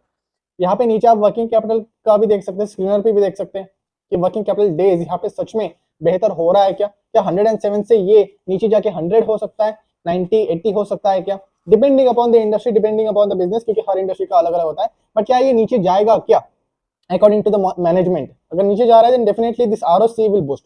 इसलिए इन्होंने आरओसी को इनके पास देखा है, इनके पास दिया हुआ है, क्योंकि इनको पता है स्क्रीन डॉट इन को कि working capital days, cash conversion cycle, ये रिलेटेड है आरओसी से। सो देखिए आपको अभी आरओसी जो है उसके अंडरलाइंग फैक्टर्स समझ में आ गए कि वर्किंग कैपिटल नीचे जाएगा then ROC can also move up, and EBITDA margins जो है वो कैसे चेक करना है, कौन कॉल से भी आप कैसे पता कर सकते हो, वो भी आपको समझ में आ गया है, right. And asset turnover ratio के बारे में हम फोरकास्टिंग में बात करेंगे। आई होप कि आरओसी के अंडरलाइंग फैक्टर्स आपको समझ में आ गए, एंड किस तरीके से आपको working capital, EBITDA margins and fix asset turnover, fix asset turnover देखना है ना, तो यहाँ से भी आप देख सकते हो फिक्स एसेट टर्नओवर कितना है, तिजोरी फाइनेंस पे यहाँ पे दिखाई देता है, right. So that is how you will check for the ROCE. तो ये आरओई और आरओई का 2 पॉइंट का खेल हमने समझ लिया, आरओए को भी देख लिया था हमने कि किस तरीके से हम तोड़ तोड़ के चीजों को समझ सकते हैं। अब भी आता है असली game, that is incremental ROC and ROE. अभी इंक्रीमेंटल क्या है भला, देखिए अभी तक आरओई आरओसी टुकड़े करना, अंडरलाइंग फैक्टर्स को कैसे यूज करना है आरओसी और आरओई के प्रोजेक्शंस करने के लिए, ये भी हमने समझा किस तरीके से ये फैक्टर्स आरओई और आरओसी को ड्राइव करते हैं, कौन से फैक्टर्स को कैसे तोड़ा है और कैसे बने हैं। तो इंक्रीमेंटल क्या है, अभी मेन गेम जो इंक्रीमेंटल बताता है, और बहुत सारे इन्वेस्टर्स यहाँ पे इसको अंडर एस्टिमेट करते हैं कि जो री इन्वेस्ट करे, अभी देखिए किसी कंपनी का आरओई जो है, किसी कंपनी का जो आरओई है अभी लेट से वो है 20%, तो इसका मतलब है कि 100 रुपए पे कंपनी 20 रुपए का प्रॉफिट कमा रही है।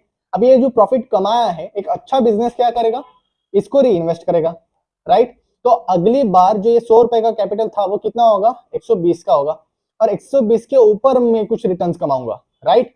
तो यहाँ पे अभी मैं इंक्रीमेंटल आरओई से क्या पता करना चाहता हूँ, इंक्रीमेंटल आरओई से मैं ये पता करना चाहता हूँ कि ये जो मैंने 20 रुपीज जो पिछले साल कमाया था, ये जो मैं री इन्वेस्ट करूंगा वापस अपने कैपिटल में, तो ये जो एक्स्ट्रा 20 रुपीज है, इसके ऊपर मैं कितना नेट प्रॉफिट कमाऊंगा in the future, means how much profit I will be able to earn on every unit of reinvested capital, that is what incremental ratios tell me। और ये इतना ज्यादा पावरफुल कंसेप्ट है ना, intrinsic compounding, Warren Buffett ROIC metric ये देते हैं, right. बहुत बहुत ज्यादा इंपॉर्टेंट है। अभी आपको कंफ्यूजन बिल्कुल भी नहीं होना चाहिए, क्योंकि री इन्वेस्टेड कैपिटल जो है, ये तो हमें पता है कि जो भी प्रॉफिट आएगा वो री इन्वेस्ट करेगी कंपनी, उस री इन्वेस्टेड कैपिटल के ऊपर कितना आगे जाके प्रॉफिट कमा सकती है या कितना कमा रही है पास्ट में। हर एक यूनिट, जो हर एक कैपिटल जो आप री इन्वेस्ट कर रहे हो अपने बिजनेस में, उसके ऊपर कितना आप नेट प्रॉफिट जनरेट कर रहे हो, वो होता है असली परफॉर्मेंस एक बिजनेस का। सिर्फ आरओई आरओसी हम देखते हैं, but we have to check the incremental levels also. तो यहाँ पे ये आरओआई और आरओआईसीई क्या है भाई, ये कुछ भी नहीं है, जो इंक्रीमेंटल है इसको मैंने ऐड कर दिया है और कुछ नहीं किया है। रिटर्न ऑन इक्विटी को रिटर्न ऑन इंक्रीमेंटल इक्विटी, और रिटर्न ऑन कैपिटल एम्प्लॉयड के लिए return on incremental capital employed, कि इंक्रीमेंटल कैपिटल पे कितना प्रॉफिट कमा रहे हो, इंक्रीमेंटल इक्विटी पे कितना प्रॉफिट कमा रहे हो, एज सिंपल एज दैट। अभी ये मेट्रिक क्यों इंपॉर्टेंट है और इसको प्रैक्टिकली कैसे कैलकुलेट करना है वो समझते हैं। ये जो इंक्रीमेंटल इक्विटी वाला कंसेप्ट है ना, वो मुझे पहली बार यहाँ से पता चला। PMSAIF वर्ल्ड पे मैं सिंपली इस फंड को एनालाइज कर रहा था और फिलोसॉफी देख रहा था कि यहाँ पे स्ट्रेटेजी क्या है। तो इनके फंड मैनेजर है मिस्टर समित हुआ था, वेरी रिस्पेक्टेबल फंड मैनेजर। तो यहाँ पे इनकी इन्वेस्टमेंट फिलोसॉफी में ना बहुत इंटरेस्टिंगली लिखा है कि वो क्या क्या चीजों को देखते हैं। There he has written that businesses with incremental ROE that is higher than existing ROE। तो ये incremental ROE क्या होता है, ये पहली बार यहाँ से मुझे समझ में आया कि what is this, कि यहाँ से मैंने देखा और फिर इसको और डिटेल में पढ़ा मैंने। और यहाँ पे better ROC on incremental capital expenditure, इसको भी ये देखते हैं ग्रीन फ्लैग्स के अंदर। सो एनीवेज, तो यहाँ पे हम एग्जाम्पल पे आते हैं, अभी प्रैक्टिकल एग्जाम्पल से समझते हैं कि ROIE और ROICE बेसिकली ये क्या है, फंडा कैसे कैलकुलेट करते हैं। अग्रवाल इंडस्ट्रियल कॉर्पोरेशन का एग्जाम्पल लिया है मैंने। और देखिए ट्रेंड देखिए प्रॉफिट एंड लॉस पे, पहली चीज हमें देखना है कि कितना रिटर्न कमा रही है री इन्वेस्टेड कैपिटल के ऊपर, सिर्फ इन्वेस्टेड नहीं, री इन्वेस्टेड कैपिटल के ऊपर। तो यहाँ पे 123 का ट्रेलिंग 12 मंथ का प्रॉफिट चला है पिछले 12 महीने का, और 109 करोड़ का अभी इस मार्च 2024 में, फाइनेंशियल 2024 में इतना प्रॉफिट कमाया था, राइट। ट्रेंड आप देख सकते हैं, और नीचे बैलेंस शीट में कैपिटल है, राइट। इतने कैपिटल पे ये प्रॉफिट जनरेट हुआ है।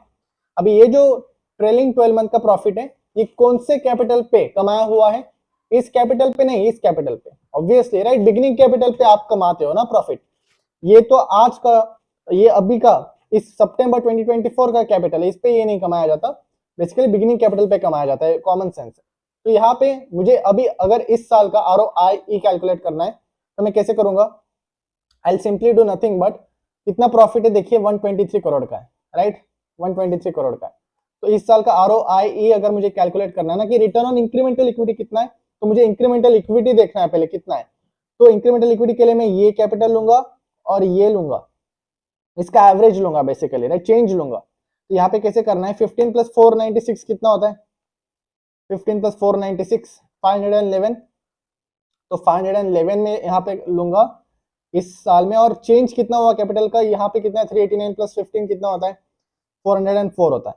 तो 404, तो चेंज कितना है वो यहाँ से आप समझ में आएगा आपको कि कितना इंक्रीमेंटल यहाँ पे चेंज हुआ है।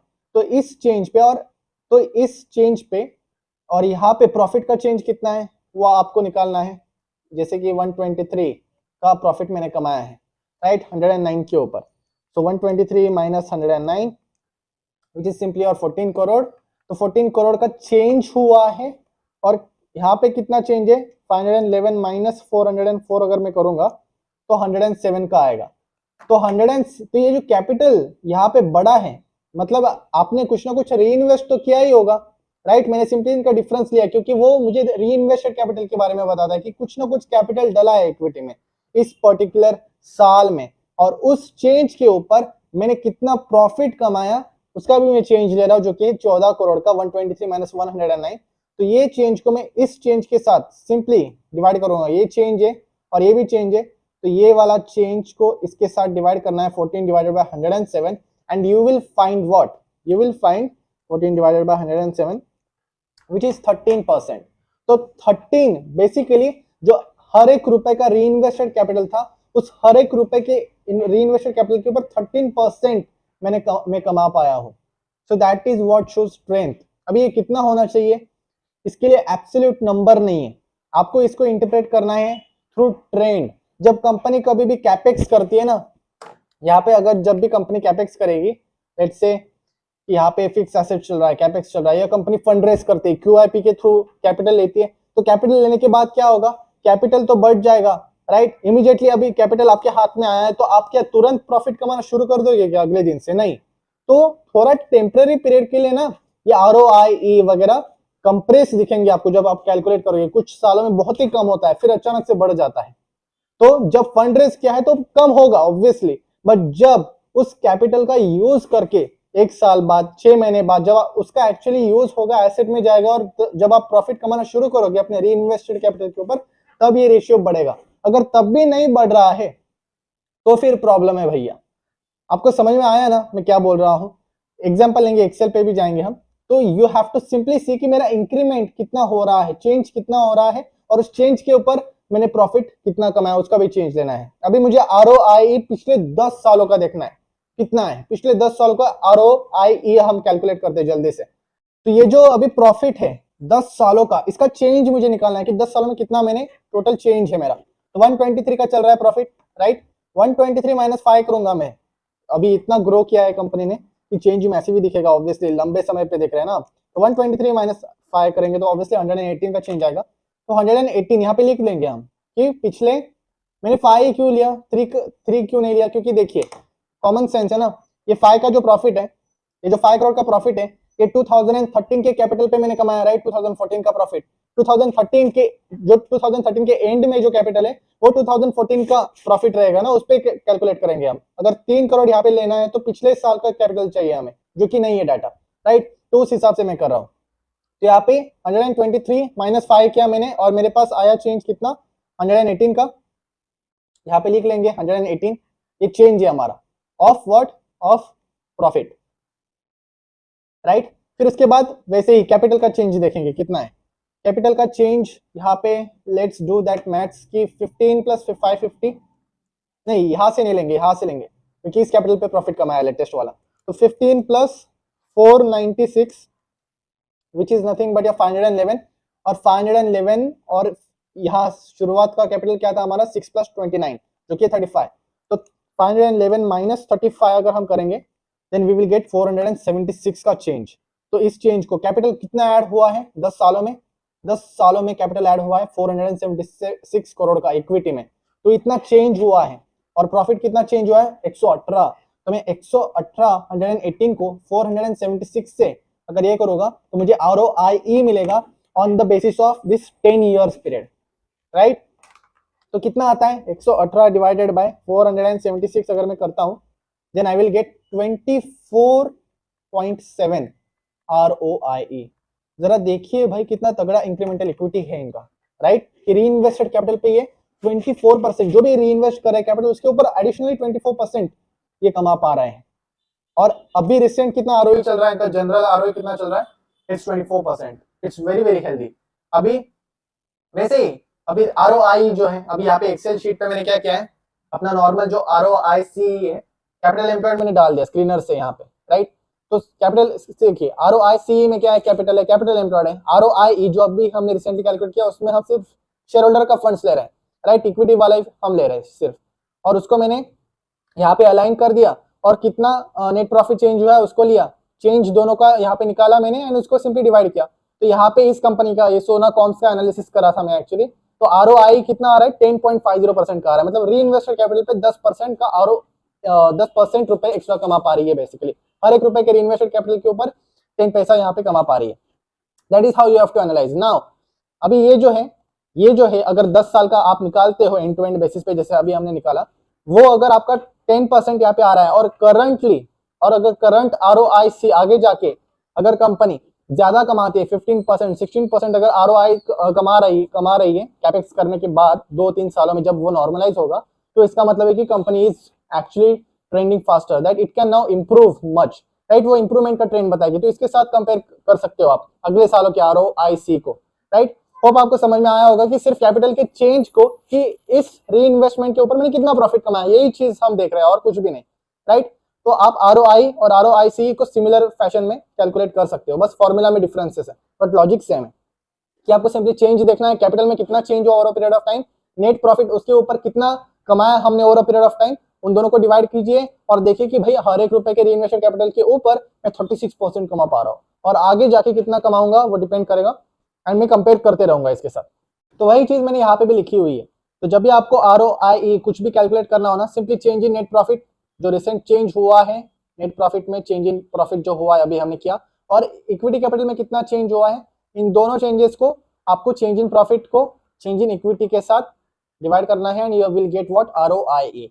ये किसी भी पीरियड पे आप कर सकते हो। और आरओआईसी के लिए भी आपको सिर्फ कैपिटल एम्प्लॉयड लेना है और ऊपर ऑपरेटिंग प्रॉफिट लेना है, दैट्स इट, राइट। सेम ही है, बस चेंज का गेम खेलना है कि री इन्वेस्टेड कैपिटल के ऊपर मैं कितना एक्स्ट्रा प्रॉफिट कमा पा रहा हूँ, that is what it is. Excel भी हमने देख लिया, प्रैक्टिकल एग्जांपल हमने देख लिया। अभी आएंगे हम सबसे एडवांस टॉपिक के ऊपर जो कि है कॉमन सेंस फोरकास्टिंग। अभी आएगा असली मजा, और ये लास्ट टॉपिक है अभी इस सेशन का, एंड बहुत ही खतरनाक लेवल का ये आपको मतलब मदद करेगा आपके इन्वेस्टमेंट जर्नी में। अगर आपको रेशियोज से कैसे फोकस करना है, आपको बेसिक रेवेन्यू पोटेंशियल आप कैसे कॉमन सेंस वाइज यहाँ पे एंटिसिपेट कर सकते हो कुछ हद तक, और प्रॉफिट्स को किस तरीके से हम अल्टीमेटली एंटिसिपेट कर सकते हैं किसी भी कंपनी का, तो वो हम चीज अभी देखने वाले हैं। So let's see how to do forecasting. तो इसके लिए ना कुछ की मेट्रिक्स है जो कि हमें मदद करती है रेवेन्यू पोटेंशियल को जानने के लिए। अभी हम एक्सरसाइज करेंगे डायरेक्टली। तो मैट्रिक्स जान लो, gross asset turnover, fix asset turnover दोनों एक ही होते हैं, बस डिफरेंस डिप्रिसिएशन का होता है बीच में, उसमें उसको छोड़ दीजिए। फिक्स एसेट टर्नओवर, एसेट के ऊपर मैं कितना सेल्स जनरेट कर पा रहा हूँ, अगर यहाँ पे कोई कंपनी का एसेट टर्नओवर, मैनेजमेंट बोलता है कि हम यहाँ पे एक्सपेक्ट करते हैं कि आगे जाके हम एसेट टर्नओवर 4 का मेंटेन कर सकते हैं। अभी 3 चल रहा है और अभी बोल रहे हैं कि 4 का मेंटेन कर सकते हैं, ऐसा मैनेजमेंट बोल रहा है कंपनी का। इसका मतलब क्या है कि पहले वो 3 रुपए का सेल करते थे हर 1 रुपए के एसेट के ऊपर, अभी वो 4 रुपए का सेल करेंगे हर 1 रुपए के एसेट के ऊपर। मतलब इफिशियंसी बढ़ेगी हर 1 रुपए के एसेट के ऊपर, और एक एडिशनल रुपीज का सेल वो कर पा रहे हैं, राइट, एसेट टर्नओवर करेंगे ऐसा बोल रहा है। तो इसके साथ हम किस तरीके से रेवेन्यू को प्रेडिक्ट करें? सो सी, जब भी कंपनी बोल रही है कि एसेट टर्नओवर 4 का हो सकता है, इनका 4 टाइम्स हो सकता है, then you have to do nothing but जो अभी जो कैपेक्स कर रही है कंपनी, एज्यूम करना है कि लेट्स से कि 100 करोड़ का कंपनी यहाँ पे कैपेक्स करती है, 100 करोड़ का कंपनी कैपेक्स करती है। कैपेक्स मतलब क्या, वो एसेट में ही फ्लो होने वाला है अल्टीमेटली। तो एग्जिस्टिंग एसेट्स के ऊपर अगर कंपनी 3 रुपए कर रही है और आगे जाके 4 रुपीज का कर सकता है, तो जो कैपेक्स हम एज्यूम करेंगे कि कंपनी अगर 100 रुपीज का कैपेक्स करती है, 100 करोड़ का कैपेक्स करती है, और उसके ऊपर अगर ये इफिशियंसी मेंटेन कर पाती है कि 4 रुपए का सेल करेगी कंपनी इन एसेट्स के ऊपर जो अभी बिल्डअप कर रही है, तो होगा कितना रेवेन्यू? अभी 300 करोड़ का कर रही है कंपनी रेवेन्यू, क्योंकि यहाँ पे 100 करोड़ का एसेट है, मान लो ना 100 करोड़ का एज्यूम कर लो, और 300 करोड़ का कमा रही है सेल हर एक 100 करोड़ के एसेट के ऊपर। बट अभी 100 करोड़ के ऊपर एडिशनल जो आएंगे उसके ऊपर 400 करोड़ का रेवेन्यू कर पाएगी company. That is the basic exercise. अगर कंपनी कैपेक्स कर रही है और 4 इतना एसेट टर्नओवर रह सकता है, अगर 200 करोड़ का करेगी तो फ्यूचर रेवेन्यू पोटेंशियल कितना हुआ? 200 into 4 that is 800 crore, right. अगर 500 करोड़ का कैपेक्स करे तो दैट इज व्हाट 2000 करोड़। तो इस तरीके से आप एसेट टर्नओवर की मदद से बेसिक वे में रेवेन्यू को एंटिसिपेट कर सकते हो।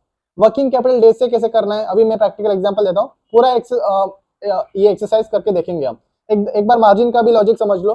देखिए, मार्जिन में हमें पता है कि पैट मार्जिन क्या बोलता है हमें, बेसिकली जो पैट मार्जिन है वो हमें क्या बोलता है कि हम कितना नेट प्रॉफिट कमा पाएंगे हर 1 रुपए के रेवेन्यू के ऊपर, राइट, कि कितना नेट प्रॉफिट हम रिटेन कर पा रहे हैं हर 1 रुपए के सेल के ऊपर। That is what profit margin is telling me, right. तो अगर मुझे प्रॉफिट प्रेडिक्ट करना हो, अभी यहाँ पे रेवेन्यू मैंने प्रेडिक्ट कर लिया, एंटिसिपेट कर लिया कि 2000 करोड़ का रेवेन्यू पोटेंशियल है अगर कंपनी 500 करोड़ का कैपेक्स करती है और 4 का एसेट टर्नओवर रेशियो रहता है, तो 500 करोड़ का कैपेक्स करिए एसेट आएगा, और इस 500 करोड़ के ऊपर 4 गुना का रेवेन्यू हो सकता है, मतलब 2000 करोड़ का रेवेन्यू हो सकता है। एंड इस 2000 करोड़ पे अगर मार्जिन 20% के रह सकते हैं, 20% के अगर मार्जिन रह सकते हैं, एबिडा की बात कर रहा हूं मैं, तो एबिडा मार्जिन अगर 20% के है तो ऑपरेटिंग प्रॉफिट कितना होगा? सिंपली 2000 करोड़ का 20% रिटेन कर पाएगी ऑपरेटिंग लेवल पे। सेशन 1 में डिस्कस किया हुआ है मार्जिन, तो सिंपली ये होगा आपका 400 करोड़, राइट। 400 करोड़ को ऑपरेटिंग प्रॉफिट यहाँ पे कंपनी जनरेट कर सकती है 20% के मार्जिन के ऊपर, राइट। और अगर नेट प्रॉफिट मार्जिन है 10% का है तो सिंपली 20 करोड़ 200 करोड़ का यहाँ पे इसका नेट प्रॉफिट होगा। तो इस तरीके से हम मार्जिन की मदद से हम प्रॉफिट्स को एंटिसिपेट कर सकते हैं। अभी हम एक्सरसाइज करते हैं, जल्दी से एक एक्सरसाइज लेते हैं एरोफ्लेक्स इंडस्ट्रीज का ही। तो अभी हम एरोफ्लेक्स इंडस्ट्रीज पे फोरकास्टिंग परफॉर्म करते हैं जल्दी से, आपको भी मजा आएगा। लेट्स सी, पहले क्या काम करना है, fix asset turnover, right. Gross asset turnover भी कर सकते हो, फिक्स एसेट भी कर सकते हो, पर अभी सिंप्लीफिकेशन के लिए मुझे फिक्स एसेट के साथ ही काम करना है। तो फिक्स एसेट टर्नओवर मतलब क्या भाई, कि मैं अपने एग्जिस्टिंग एसेट्स के ऊपर, भाई मेरे पास 80 करोड़ के एसेट्स है, तो 79 करोड़ के एसेट के ऊपर मैं अराउंड 356 करोड़ का सेल जनरेट कर पा रहा हूँ, राइट, करंटली। तो करंट फिक्स एसेट टर्नओवर कितना हो गया? अगर मुझे ट्रेलिंग 12 मंथ के हिसाब से निकालना हो तो 356 डिवाइडेड बाय 79 अगर मैं करूंगा तो 4.5 आ रहा है, 4.5। चलो एक बार तिजोरी पे जाके देखते हैं एरोफ्लेक्स इंडस्ट्रीज का फिक्स एसेट टर्नओवर कैसा रहा है। तो आपको एक अंदाजा लेना है कि किस तरीके से किस डायरेक्शन में रहा है। तो यहाँ पे 2 था, 2.11 है और 1.98 ही है फिक्स एसेट टर्नओवर, तिजोरी फाइनेंस दिखा रहा है एरोफ्लेक्स इंडस्ट्रीज के लिए। बट ट्रेलिंग 12 मंथ में यहाँ पे इंक्रीज हुआ है, screener.in में इंक्रीज होता हुआ नजर आ रहा है, राइट। जब आप ट्रेलिंग 12 मंथ में कैलकुलेट करोगे देन यू विल सी कि 356 करोड़ का सेल जनरेट कर पा रही है कंपनी 79 करोड़ के एसेट के ऊपर, जो कि सितंबर का डाटा है 2024। तो अभी हम मान के चलते हैं कि 4 का रहेगा एसेट टर्नओवर। एक्चुअल में आपको क्या करना है, एक्चुअल में आपको कॉन कॉल्स में जाना है और यहाँ पे पढ़ना है। ऑब्वियसली आपको ये कैसे पढ़ना है वो बाद में हम कवर करेंगे। यहाँ पे एसेट टर्नओवर सर्च कीजिए, कुछ गाइडेंस दिया है कि एसेट टर्नओवर के ऊपर, तो एसेट टर्नओवर में सर्च करूंगा तो यहाँ पे एसेट टर्नओवर कहाँ पे आ रहा है भाई? एसेट टर्नओवर यहाँ पे May 24 के कॉन कॉल में है, राइट। तो May 24 के कॉन कॉल में है, तो बहुत महीने हो गए वैसे भी, बट हम फिर भी देखेंगे कि पास्ट डाटा भी हेल्पफुल होता है फ्यूचर के लिए।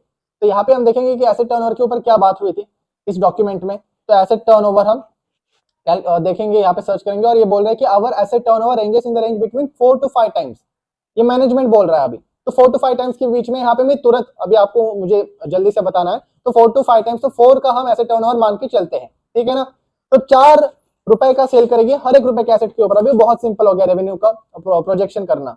कैसे करेंगे, अभी 4 का फिक्स एसेट टर्नओवर है हमारा, तो 4 का फिक्स एसेट टर्नओवर है कंपनी का, अभी के लिए वही मान के चलेंगे, राइट। तो अभी हमें चाहिए क्या डाटा, अभी कैपेक्स का डाटा चाहिए कि फ्यूचर में कितना एसेट फ्लो हो सकता है, राइट। तो कंपनी एग्रेसिवली कैपेक्स कर रही है, कैसे मुझे पता चला, CWIP को देखिए, मैंने 3 स्टेटमेंट एनालिसिस में बताया था सेशन 2 कि 34 ये ऑन गोइंग कैपेक्स है, बट यहाँ पे और ऐड होने वाला है, राइट। लेट्स से अज्यूम करते हैं कि 100 करोड़ का कैपेक्स कंपनी प्लान कर रही है, राइट। कैलकुलेशन पर्पस के लिए 100 करोड़ का टोटल कैपेक्स इस फाइनेंशियल 26 में होगा, और फाइनेंशियल 26 का ही हम यहाँ पे रेवेन्यू प्रोजेक्शन कर रहे हैं कि अगले साल के लिए कितना रेवेन्यू हो सकता है कंपनी का।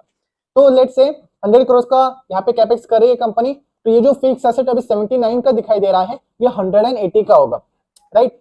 प्लस 100 करके 180 का होगा, सिंप्लीफिकेशन के लिए मैं ले रहा हूँ। तो यहाँ पे हम चलिए नोट बनाते हैं जल्दी से। तो यहाँ पे क्या करना है हमें, यहाँ पे कंपनी कैपेक्स कर रही है कितना, 100 करोड़ का, तो 100 करोड़ का कैपेक्स करेगी तो 79 प्लस 100 179 होता है, बट मैं 180 करूंगा यहाँ पे सिंप्लीफिकेशन के लिए। और हमारा एजम्पशन क्या है फिक्स एसेट टर्नओवर रेशियो का, कि 4x है, कि 4 गुना का सेल करेगी कंपनी हर एक रुपए के एसेट के ऊपर।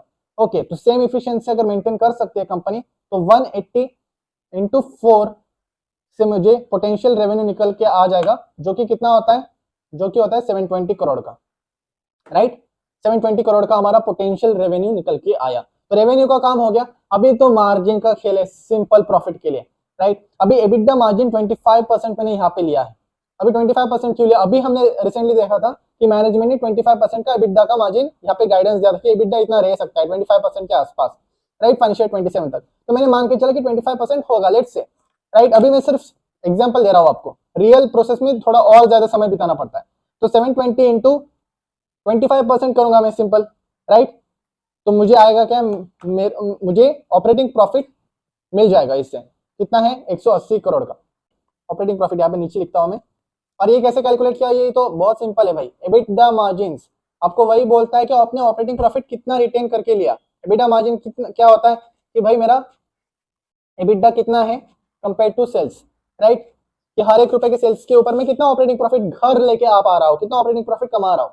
तो अगर मेरे पास एबिटा मार्जिन है फ्यूचर का, कि मुझे लगता है, मैनेजमेंट को लगता है कि 25% वो कमा सकती है, तो मैं इसको यहाँ पे लाके इंटू सेल्स करके एबिटा नहीं प्रोजेक्ट कर सकता हूँ ना। तो 25% इंटू सेल्स वही कर रहा हूँ मैं। तो ये हमारा पोटेंशियल रेवेन्यू है कि इतना मैं अगले साल इस कैपेक्स के दम पे 720 करोड़ का सेल जनरेट कर सकता हूँ, और 720 करोड़ को मल्टीप्लाई करूंगा मैं 25%, क्योंकि इतना मैं रिटेन कर सकता हूँ ऑपरेटिंग प्रॉफिट, राइट। सारे खर्चे ऑपरेटिंग एक्सपेंसेस को हटाने के बाद मेरे पास रहेंगे कितना ऑपरेटिंग प्रॉफिट रहेगा, 180 करोड़ का। तो ये हमने क्या प्रोजेक्ट किया, ऑपरेटिंग प्रॉफिट प्रोजेक्ट किया। फिर नेट प्रॉफिट मार्जिन 10% का, अभी एरोफ्लेक्स का 7% चल रहा है। मैं एज्यूम कर रहा हूँ कि यहाँ पे भी नेट प्रॉफिट में भी एक्सपेंशन होगा, अगर ऑपरेटिंग में हो रहा है तो नेट प्रॉफिट में भी होगा, आई एम एज्यूमिंग दैट। तो क्या करूंगा मैं, 10% मतलब क्या, 720 करोड़ का 10% ही आपको मिलेगा, राइट, नेट प्रॉफिट। तो 72 करोड़ का आपका नेट प्रॉफिट होगा अगले साल। सो this is how you project. तो आपको पैट मिल गया कि आपका नेट प्रॉफिट कितना हो सकता है, आपको नेट प्रॉफिट मिल गया कि 72 करोड़ का मिल सकता है। तो अभी हम क्या करेंगे, अभी ये फिगर याद रखना, हमने जो भी किया अभी, कि 72 करोड़ का हमारा प्रोजेक्टेड अर्निंग्स है 720 करोड़ के प्रोजेक्टेड रेवेन्यू के ऊपर। अभी कंपनी कितना कमा रही है, एरोफ्लेक्स अभी कंपनी कमा रही है 51 ट्रेलिंग 12 मंथ्स के ऊपर। 51 से 72 का ग्रोथ रेट कैलकुलेट करते हैं, 72 डिवाइडेड बाय 51, 41%, राइट। तो 41% का ग्रोथ यहाँ पे हो सकता है मैनेजमेंट के इस एजम्पशंस के ऊपर। तो ऐसे हमें करना है फोरकास्टिंग, कितना आसान था। ग्रॉस एसेट हमने देखा कि कितना ग्रॉस एसेट या फिक्स एसेट टर्नओवर रेशियो है, अभी एसेट के ऊपर कितना सेल्स जनरेट कर पाती है, फ्यूचर में कितना एसेट टर्न हो सकता है, कितना एसेट के ऊपर सेल जनरेट कर सकती है, उसके बेसिस पे हमने रेवेन्यू प्रोजेक्ट किया, और फिर मार्जिन की मदद से प्रॉफिट प्रोजेक्ट कर दिया, राइट। और ये होता है सिंपल कॉमन सेंस की मदद से हम फोरकास्ट कर सकते हैं और ग्रोथ रेट्स निकाल सकते हैं फिर जाके, right. You can calculate simply the growth rates. फिर हम क्या कर सकते हैं, एक बार आपके पास प्रोजेक्टेड अर्निंग्स आ गई ना कि 72 करोड़, अभी यहाँ पे अगर मैं आगे लिख भी दूं कि यहाँ पे ये होगा 72 करोड़, राइट, आगे 72 करोड़, तो मैं फॉरवर्ड पी भी कैलकुलेट कर सकता हूँ। अभी तक मैंने पी पे डिस्कशन नहीं किया है, मुझे पता है वैल्यूएशन के चैप्टर में होगा, बट जो अभी करंट मार्केट कैपिटलाइजेशन है, मैं एडवांस चीजें थोड़े से अभी बता रहा हूँ।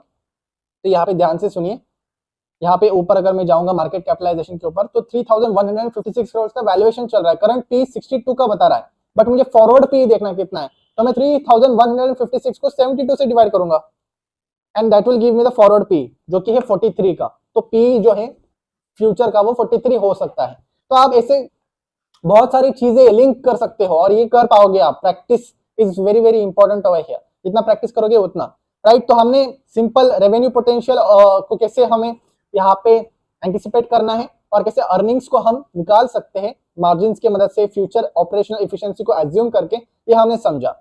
अभी मैं एक और एक चीज बताऊंगा आपको कि पोटेंशियल आरओसीई को हम कैसे एज्यूम कर सकते हैं। पोटेंशियल आरओसी को किस तरीके से हम एंटिसिपेट कर सकते हैं कि फ्यूचर में क्या रह सकता है आरओसी। अभी तो 20% कमा रही है ROC let's say, but future में कितना कमा सकती है वो हमें देखना है। तो वो कैसे करेंगे, बहुत ही सिंपल है। पहले तो आरओसी मतलब क्या होता है कि how much operating profit you have earn over a capital employed. तो यहाँ पे मैं एज्यूम करता हूँ फिर से वही एग्जांपल है कि 100 करोड़ का कैपेक्स कर रही है company, just for an assumption कि एरोफ्लेक्स इंडस्ट्रीज लिमिटेड 100 करोड़ का कैपेक्स करने वाली है। हमने फिक्स एसेट टर्नओवर का एज्यूम कर लिया था 4, मैनेजमेंट ने बोला कि 4 का एसेट टर्नओवर पे हम काम करेंगे कि 4 रुपीज का सेल हम कर सकते हैं हर 1 रुपए के एसेट के ऊपर। तो 100 करोड़ का कैपेक्स कर रही है, मतलब 100 करोड़ के कैपेक्स के ऊपर रेवेन्यू का पोटेंशियल कितना हुआ, simple 100 into 4 which is 400 crore. मतलब इस इंक्रीमेंटल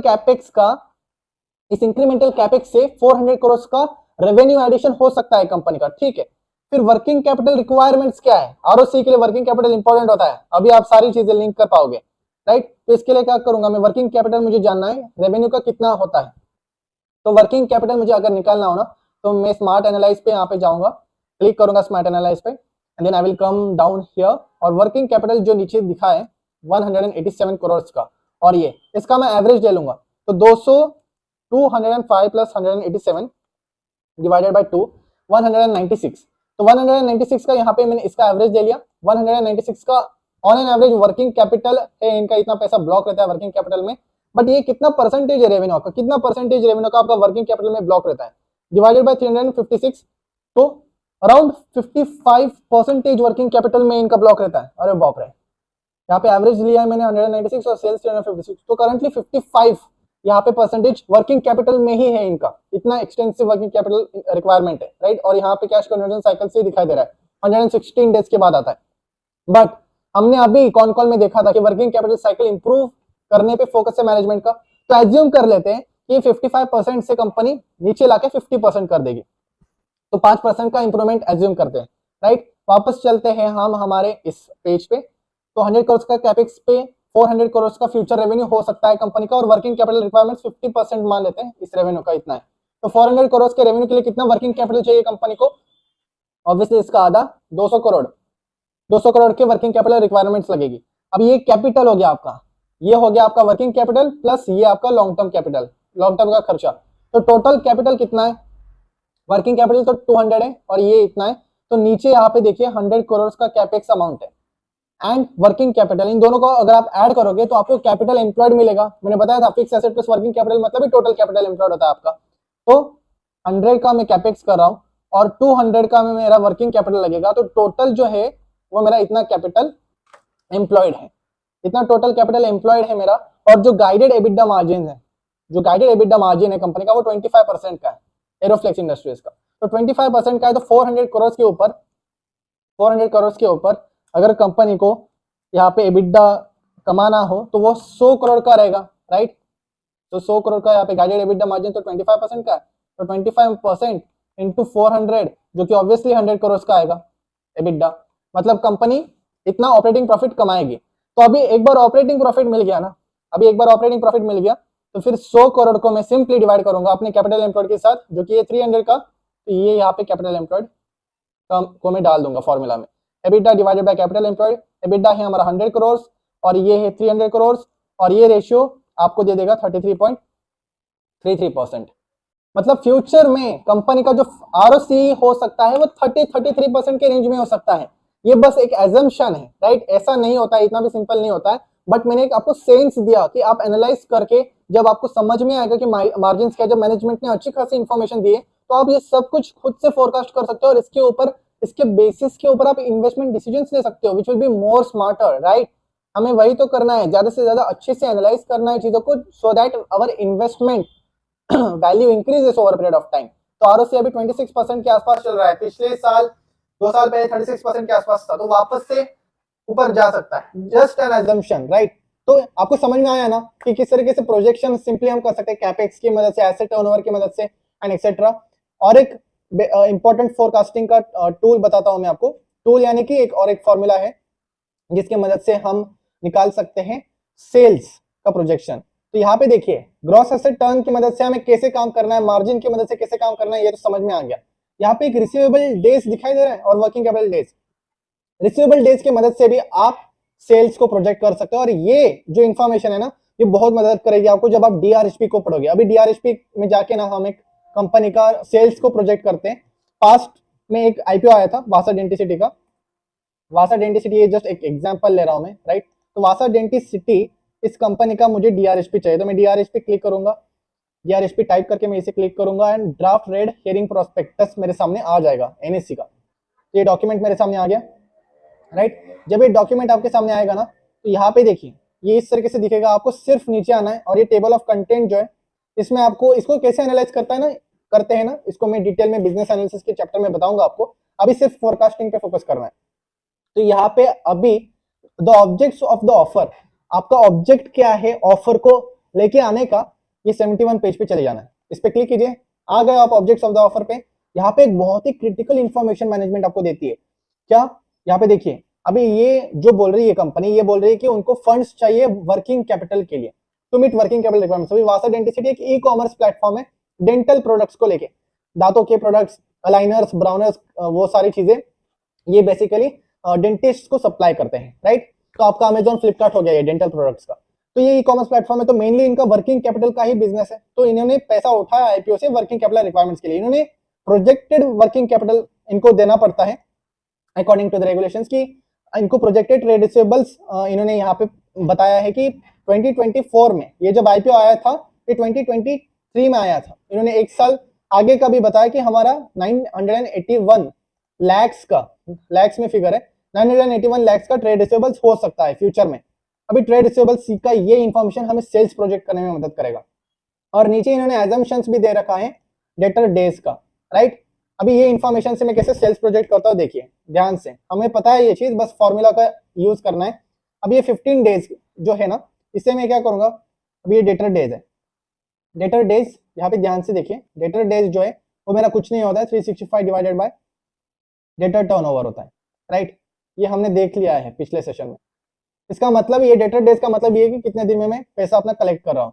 तो डेटर डेज मेरा 15 है, मुझे पता है। मुझे डेटर टर्नओवर चाहिए, मुझे ये चीज निकालना है। डेटर टर्नओवर क्यों निकालना है अभी समझ में आ जाएगा।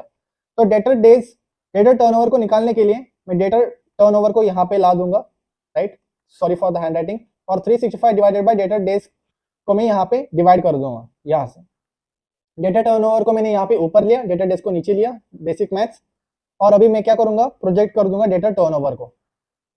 कैसे? 365 डिवाइडेड बाय 15 क्या आ रहा है बताओ जरा, अभी करो। 24 आता है क्या? 24.33 कुछ आता है शायद।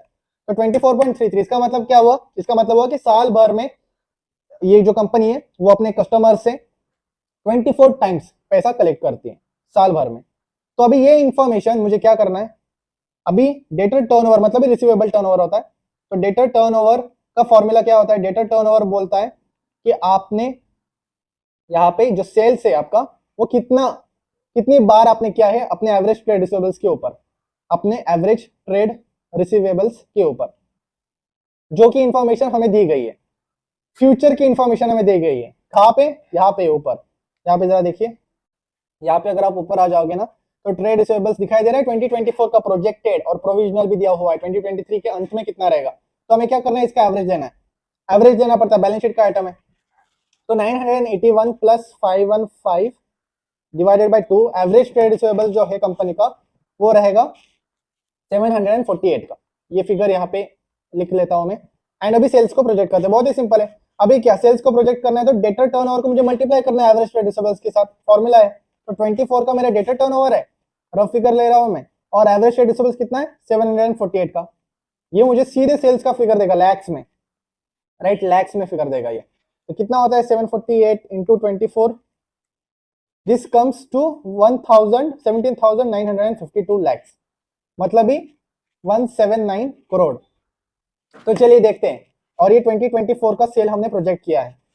मान लेते कि हम 2022 में काम कर रहे हैं और हमने 2024 का सेल यहाँ पे प्रोजेक्ट कर लिया डीआरएचपी की मदद से। तो अभी हमें पता है कि 2024 में इतना हो सकता है मैनेजमेंट के एजम्पशन के ऊपर, तो कितना हुआ एक्चुअली अभी हम आगे आके समझते हैं।